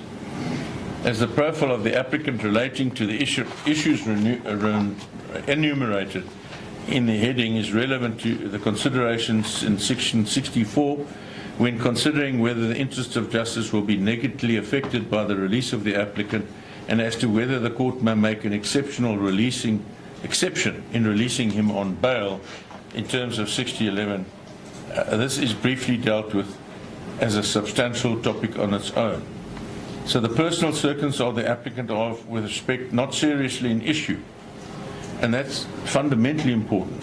Summarized, the applicant is a citizen of South Africa, brought up, educated here, strong family, social structure in the area of jurisdiction of this court, clearly got substantial financial assets in the form of fixed assets, Winchester Hills property, a company called Cotra Investments, of which he's the sole shareholder, owns a home in Sandhurst, one of the most sought-after suburbs in Joburg, not in Cape Town. In general, however, it is clear that applicant have substantial financial interests within the RSA, which he stands to lose should he choose to evade his trial. The applicant has no history of antisocial behavior within the Republic, more specifically relating to any acts of violence or unlawful possession. The one previous conviction was in a foreign country 21 years ago. Except for that admitted conviction 21 years ago, is always during his regular international travels used lawful South African documents, including his current valid passport, which was already handed to the police. The High Court released him recently on bail, and we say that this shows the recognition of his plek gebondenheid, a word we don't use as often as we should nowadays. And then we say in 53.6, the issues relating to personal circumstances of the applicant are set out above, and it deals with the question whether the applicant has succeeded in satisfying the court that factors negatively affecting the interests of justice will not occur relating to his requested release on bail. Now, I won't repeat them, but weigh the strong case he makes for bail with what the state says of any foundational nature, any proof. There's speculation upon phone calls, speculation that he may be referred to by people by certain letters or names, but there's nothing to it. There's nothing linking him to these crimes. And had there been, there would have been in the facts placed before you. Now, dealing with section 64A, and these are the factors that ground your decision, really. If we satisfy 64A all the way through to 69, then we will have established exceptional circumstances. If I could quickly go through them. So 64A, we concede that on the allegations using of assassination, this has got to be a section 6011. But it must be taken into account that no allegation is made by the state that the applicant, who's 61 years of age, was physically involved in the execution of the violence, even though he has a previous conviction, no disposition to violence. The previous conviction can't be described as a disposition to commit offences. I mean, we all know what previous convictions are and what they mean in the context of sentencing, and something 21 years ago just falls off the end of the earth as insignificant. So we submit that the court should and will find that the applicant, on the balance of probabilities, has demonstrated there's no likelihood that the safety of any specific individual or the public at large would be infringed if he were released on bail. Then 6-4B, whether the applicant is a flight risk. Now, very briefly, applicant's got both emotional family, community, occupational, business ties, as well as assets in South Africa, where he is to be tried in South Africa. This alone makes the probability of abscondment remote. He has travelled extensively overseas since his discretion more than 21 years ago. He's done so lawfully, and his passport is handed to the police. The court could set bail in a meaningful amount with proper conditions relating to restricting the applicant to the province of Gauteng and Free State, because he's got that airport development in the Free State, with restricting the hours he may be away from his residence, for example. Relating to the issue of gravity of the charges against the applicant, the strength or absence of the state's case, it suffices to state that the submission is that the state's case is totally based circumstantial evidence, and the allegation of a common intent between the parties involved which in law poses substantial challenges to the state in proving the case against the applicant. I've demonstrated that in argument. The applicant further has a valid defence, as even substantiated by the allegation made by the state against the other parties involved, and the absence of any objective evidence that the applicant in fact was involved in a conspiracy to kill any of the deceased persons, in the murder of the deceased persons, or any of the charges leveled against their co-accused. The strength of the state's case, or rather absence of it as against the appellant, therefore does not incentivise abscondment. Who would run away from such a weak case? I would put in layman terms.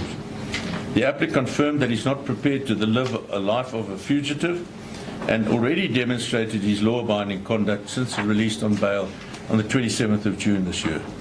Further submitted that proper bail conditions can be imposed in conjunction with a proper bail amount. And let me deal with that. He was released in the High Court on 100,000 Rand bail.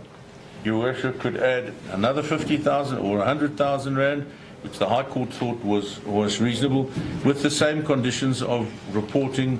With it noted that the police are already in possession of his passport, and you could even add, and he's not entitled to get the passport back because the High Court hasn't made that clear. Then section 64C, we say that it's clear that the statement from the investigating officer and other evidentiary material that the investigating this matter is at a very advanced stage, and in a conspectus of the nature of the evidence and evidentiary material, no likelihood exists that the applicant could interfere with the state witnesses in the matter or the investigation. It seems the investigation is virtually complete, and there's no weighty case put up here to counterbalance his personal circumstances. No indication exists that the applicant has got any relationship to any of the witnesses, neither has got any access to evidentiary material to be presented at the trial, as this is already in the possession of the investigating team. So there's nothing to interfere with, and he doesn't know who to interfere with in the first place. There's no indication of any evidentiary material outstanding which would be concealed or destroyed by the applicant. It's further important, it has to be taken in consideration the applicant during the period from the date of the murder, namely March 2022, that's Vintos, 20 November 2022, DJs Sumbody, to date of his first arrest, 6 December 2024, had the opportunity to not only free from justice, but also interfere in the investigation, should he have been so inclined, but didn't do so. He's complied with all his bail conditions. He's not a flight risk. He's not a risk to the investigation at all. Then section 6-4D is a well-known figure with business in the business community. His identity and profile is in all detail known to SAPS. It's clear that during the course of the investigation, the applicant did not supply false information to the investigation or the court. There's no history of failing to comply with bail conditions. There are no indications that he will not comply with bail conditions. He also demonstrated that since 30 June 2025, when he was released on bail by the High Court. We say, therefore, that he's satisfied the onus on him to prove that there's no likelihood of infringing the interests of justice or the bail system. And then 6-4E, although the nature of the alleged offences would induce a sense of shock and outrage in any law-abiding citizen, that's a contract killing allegation, it remains for the court during a fair trial process to decide whether the applicant is to be blamed for the violent death of the deceased persons, and this issue will be well understood by members of the public. So the public tend to say, and they often do so with crime statistics. I give it a different and random example. The conviction rate in rape matters is very low. Why is this? The short answer is because rape was only proved in a low number of cases. And if there's an outrage by the public that there's a contract killing alleged accused has been released, the question is, but what was the strength of the state's case that would hold an innocent man until proved guilty in custody? There was no such strength. So the public don't always understand, and the court has to interpolate whether the public would have the right to be outraged at all. And we further point out in paragraph 60 that although the matter has received high-profile publicity in the media, it's not such a nature that it led to any unrest in the community where it was perpetrated during the course of the past almost 3 years. Matters also been dealt with in a very responsible manner by the courts and the prosecution.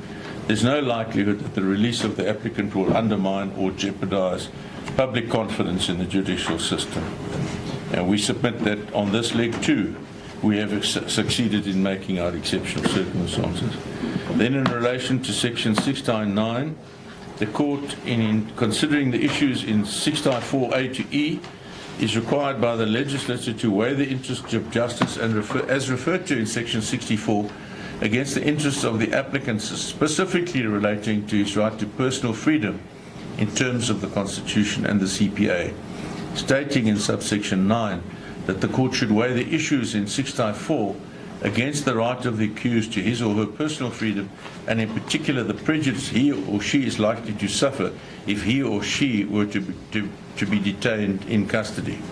Now, applying that weighing test, it's clear from the evidentiary material submitted, the applicant conducts business specifically relating to the development of quite a substantial business development at Welkom in the Free State, and it stands to reason that incarceration of the applicant will substantially affect his business activities. It's also clear that the matter involving multiple accused may also take a substantial period to conclude, and this issue is therefore open-ended and unknown as to the length of the consolidated trial. It is therefore with respect submitted that whereas the applicant has succeeded in demonstrating to the court that the factors in section 694 to HE of the CPA are not present as any likelihood relating to his application to be released on bail, combined with the fact that he would suffer substantial prejudice should he be incarcerated pending his trial, this does in fact constitute exceptional circumstances in view of his personal profile, on the basis of which the court should find that the applicant should be released on bail pending his trial to avoid excessive prejudice. It would be out of sync with that balancing exercise that your worship has referred to. So then in conclusion, thank goodness, it follows that if the applicant is able to prove on a balance of probabilities that there's no likelihood of the eventualities in section 694A to D and E occurring if he is released on bail, he will have satisfied the interest of justice tests. Each of the subsections uses the term likelihood to set the bar for the interest of justice. The Concord in Dlamini defined the term likelihood as probability. A possibility will not suffice. Now, if you look at the probabilities, they are overwhelming in favor of Mr. Molefe. It is submitted that grounds for opposing bail as proffered by the state is mere speculation and lip service without any merit or substance. So they say he's a dangerous criminal, but there's no fundamental fact there. A further exceptional circumstance is the applicant was recently released on bail. We've made that point. You are now repeating yourself. Yeah. We also suggest there won't be a public outcry. He's got a fixed address, demonstrated family ties. The nature of the offence is serious, but this isn't the trial, and he's presumed innocent, and there's no strong case put up. Nature of the nature of the punishment likely to be imposed is a harsh one, but on the other hand, he's already not a runaway from having been released on bail from a case where you could get life imprisonment, and you only have one life to live, I say, without being sarcastic. We refer to the other cases. Bail can't be used as a mechanism to punish. Basically, as Van der Berg points out in his judgment, in his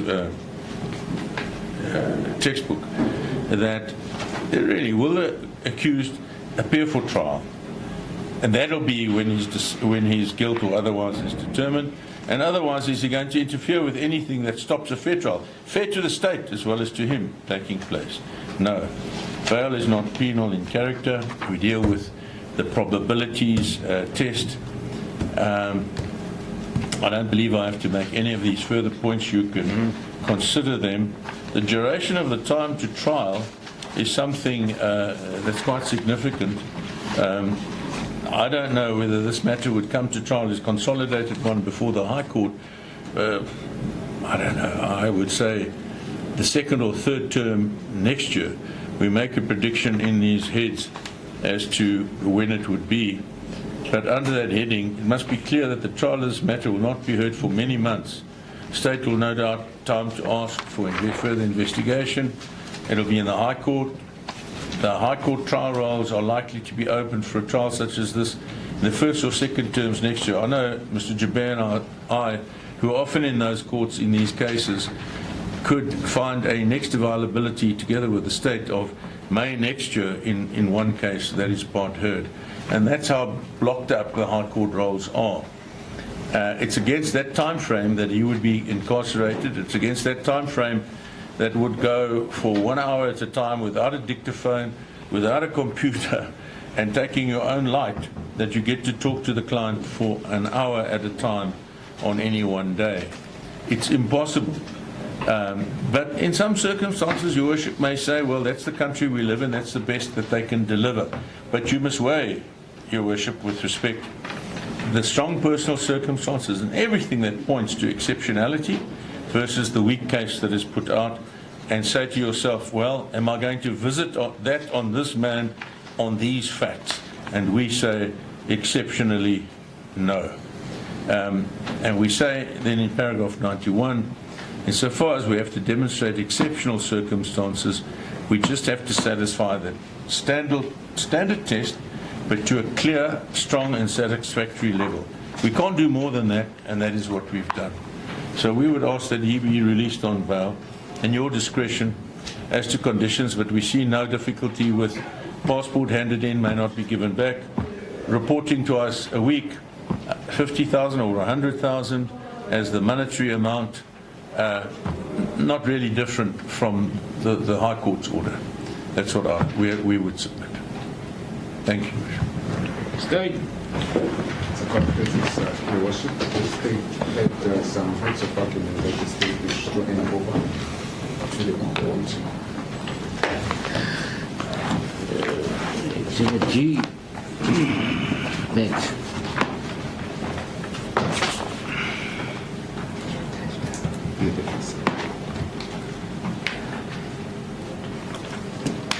May I then proceed with Your Worship? You're most welcome.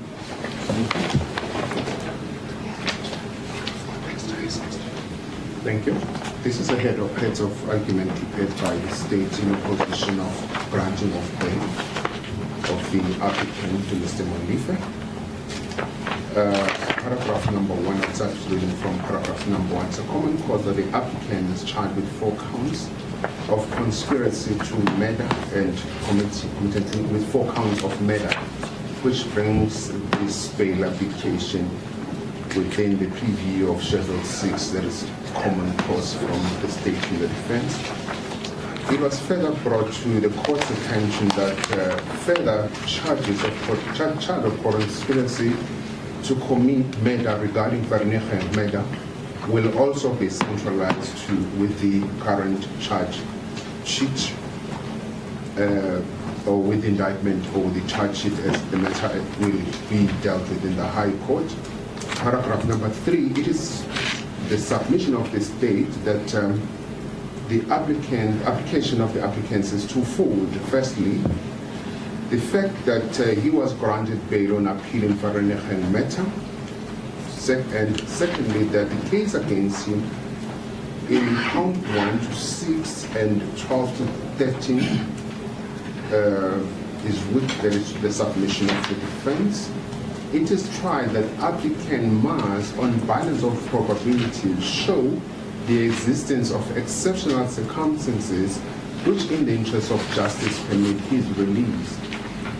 State Pesas Zata, Zamin, Zata, and others, Joubert, Skidegard, 1999, to SACR 51CC, paragraph number 5. The exceptional circumstances require is substantially out of the ordinary to as to be established before an accused charged with Schedule 6 offense is granted bail. Reference there is made to the matter of Tamim, that to bed, the guard is mentioned above, supra. Paragraph number 6, the concept of exceptional circumstances is discussed in the following matters.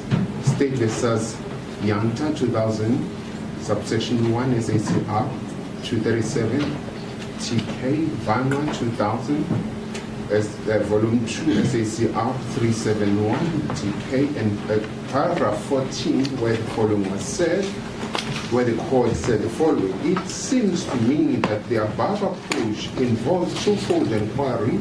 The applicant for bail is first enjoined to establish that his or her circumstances are exceptional in sense envisaged in section 60, section 11A.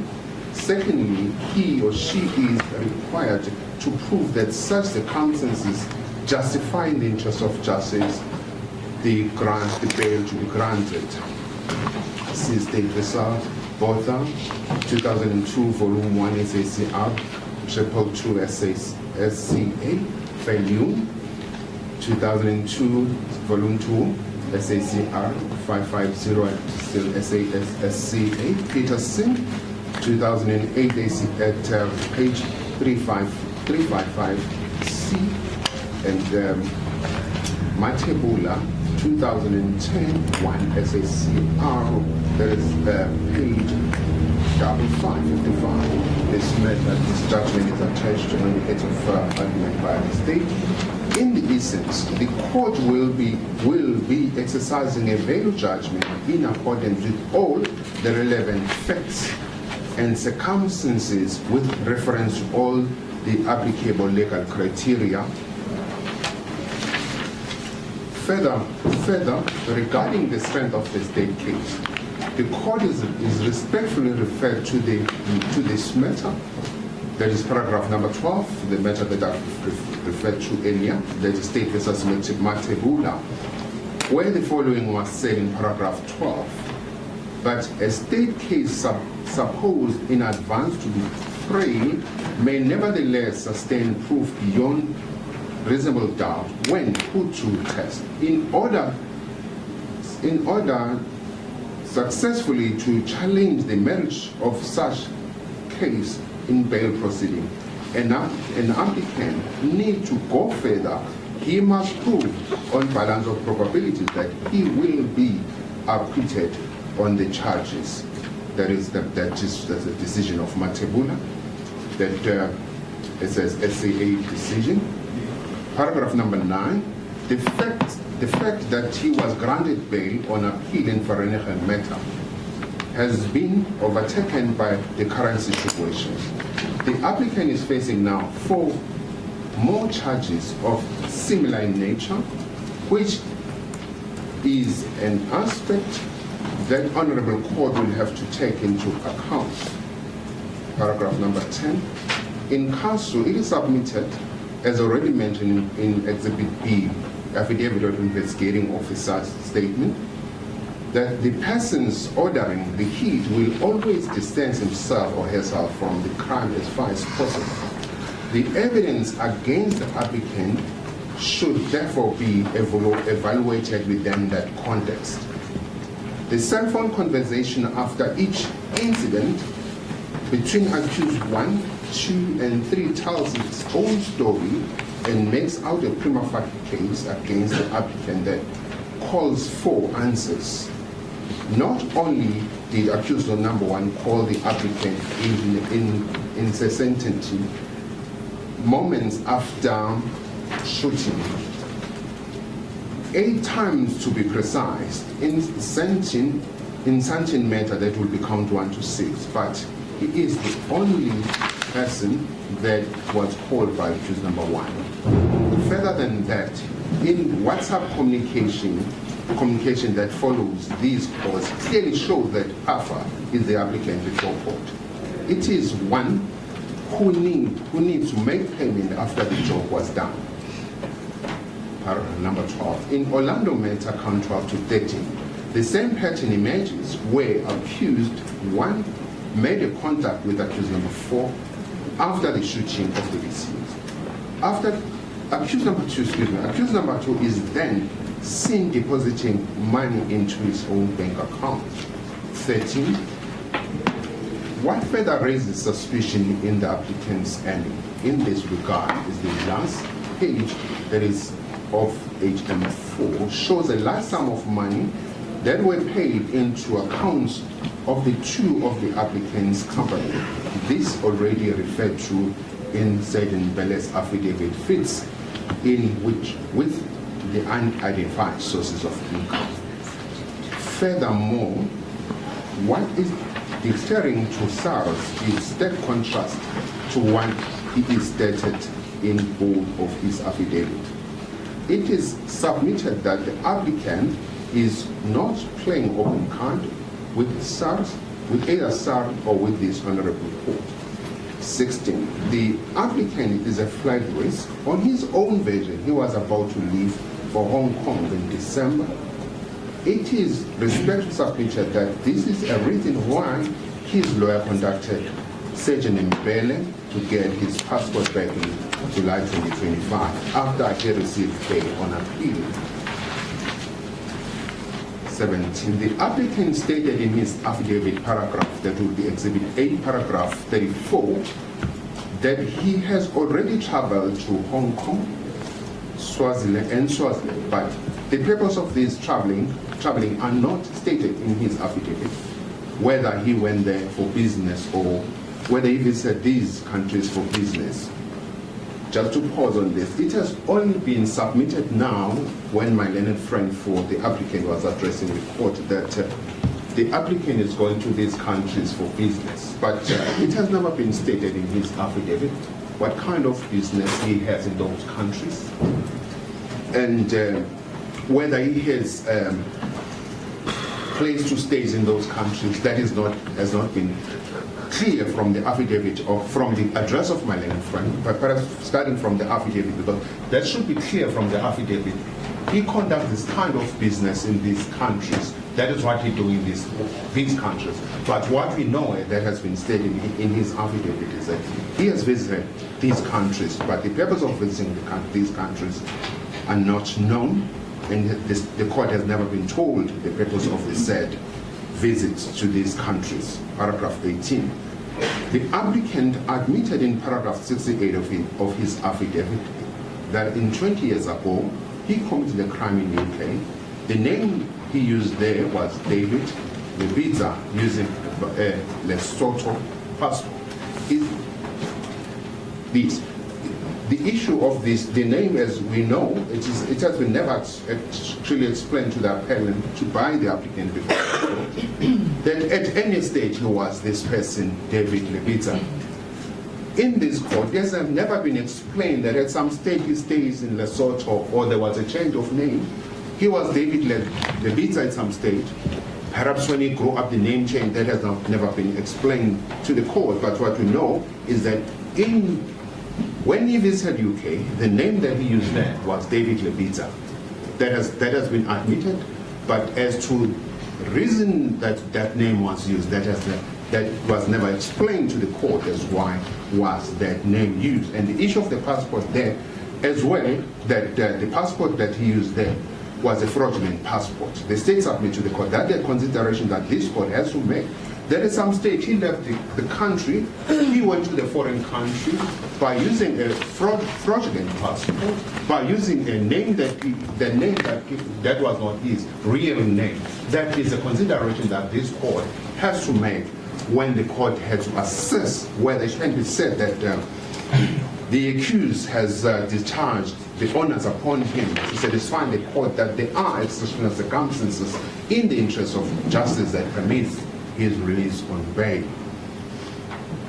It is paragraph number 19. It is further clear that the applicant has a close relationship with accused 1 in this matter, who is known as Daniel, and he has vested interest in accused 1. He has vested interest in accused 1 bail.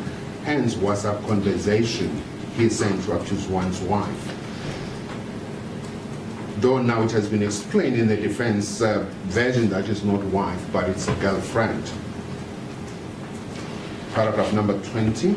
Because of the nature of the charges being contract killings, the witnesses are extremely fearful for their lives and has already indicated that they would disappear if applicant were to be released on bail. In conclusion, it is submitted that the applicant did not discharge the honors burden he is burdened with. There is no exceptional circumstances which justify his release on bail. That conclude my address on my heads of the argument. Perhaps just to take it further to the applicant's heads of argument, supplementary heads of argument.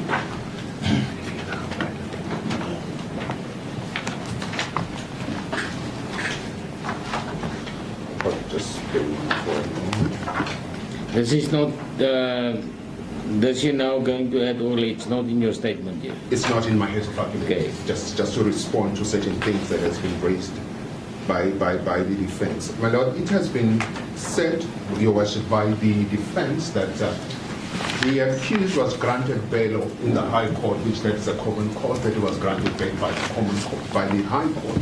But the issue that the state wanted to raise is the issue of the time that he was outside on bail.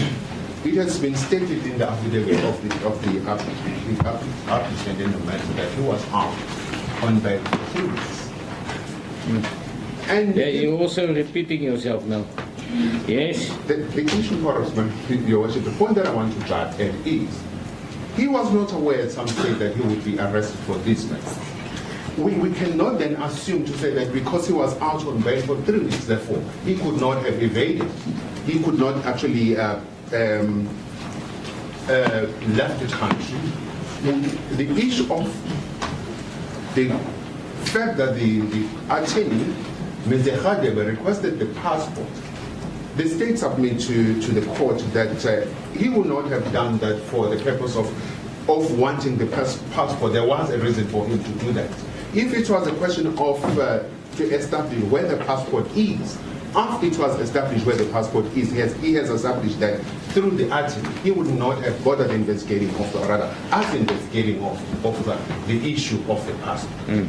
And but let me not repeat this because it appears on my heads of argument that the accused in any event prior to his arrest on the 6th of December in the Farinachan matter, he was leaving to Hong Kong. But the business that he's conducting in Hong Kong are not known to, that is not known to this court. As what he's doing in Hong Kong. He has a place in Hong Kong. That is not known. But what has been mentioned now is that he has business in Hong Kong. You already said that in your head, yeah? Thank you, my Lord, Your Worship, that the state submit to the court that but perhaps the last point which I think I have to mention is what was mentioned in the matter of the matter that I handed to the court, the matter of Matebula, where it was... I'm well aware of this decision. Yes, the issue where the accused, he did not testify in court, actually give evidence under oath. He just narrated his story through affidavits. The correctness of what is there has not been tested through cross-examination. That is a last point. The same applies for the state. That is correct. That is correct. Yes. That is it. May I just bear with me for a second. Last part which I almost forgot, the issue of the investigating officer writing the issue of visiting to the UK. My Lord, Your Worship, the state submitted that this was a bona fide mistake. It was a mistake that was rectified. The state actually does not agree with it. I read the affidavit in the court. Investigating officer was not sitting next to me just to pull me to say, no, we are making a mistake here. But the state conceded that it was a mistake that is there in the affidavit of investigating officer. Not necessarily that the investigating officer was misleading the court to say that accused visited the UK in 2024. Yes. So the bona fide mistake. No further submission. Thank you. Good. At this stage, I'm going to postpone for judgment. So, I was going to brief briefly reply, or do you feel that you have got to grips with it? As long as it's brief. Oh, very, very Because brief. we now get this. Yes, no, of course. With regard to Matabula, we all know the test. We didn't repeat it in our heads. But we've demonstrated there's nothing to fear from these speculative WhatsApp communications. And that's all that's there. So we satisfy the Matabula test. You don't have to give evidence to satisfy the Matabula test. There's no change in his circumstances. If released on bail on one charge of murder facing life sentence and he doesn't run away, Oh, you already said that. Yes, anything you haven't said. With regard to the trips to Swaziland and Hong Kong, we didn't put that before the court because it was uncontested in the previous bail application, and the state know very well that he doesn't have businesses over there. He goes on business there. So if you want to import something, if you want to do something, Hong Kong is a central hub. The state are on dangerous ground when raising the possibility that he has businesses in the Hong Kong, because I said he went on business to the Hong Kong. I've been on business all over the world, and I've got no businesses anywhere in the world. Yes. Thank you, Worship. Good. So I suggest we arrange a date. I've got my diary. I don't know if I have to be here. Still, I don't know if I have to be here. What dates? What range are you thinking of, sir? A week, a day? Maybe Tuesday next week. Let me just have a look. Tuesdays are normally a better day for us because legal aid is not here. I won't be here, but I don't think I need to be here with the greatest respect. Is that all right, Steve?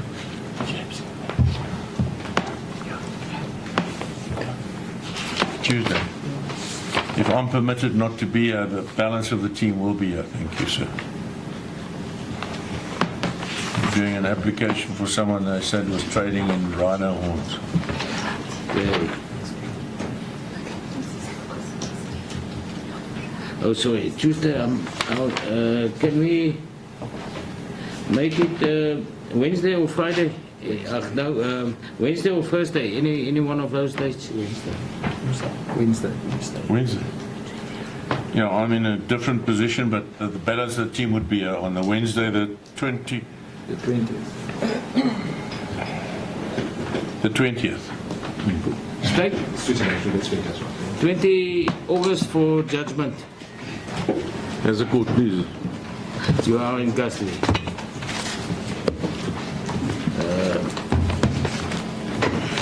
Is that a rule? Yes, for us. Court adjourns. Everybody can proceed. I am still busy with admin here.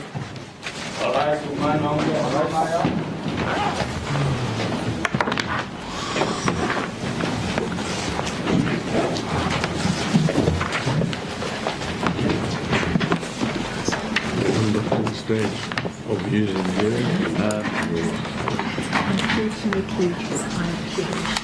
So I'm going to take this all with me.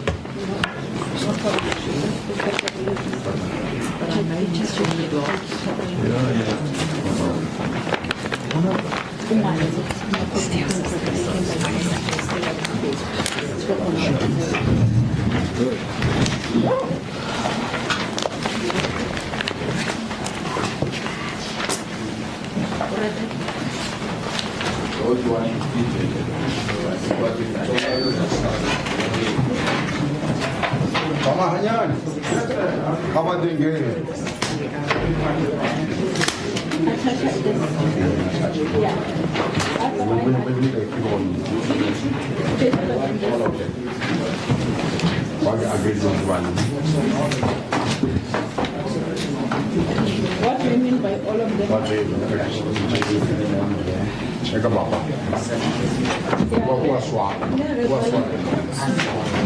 Oh, wow.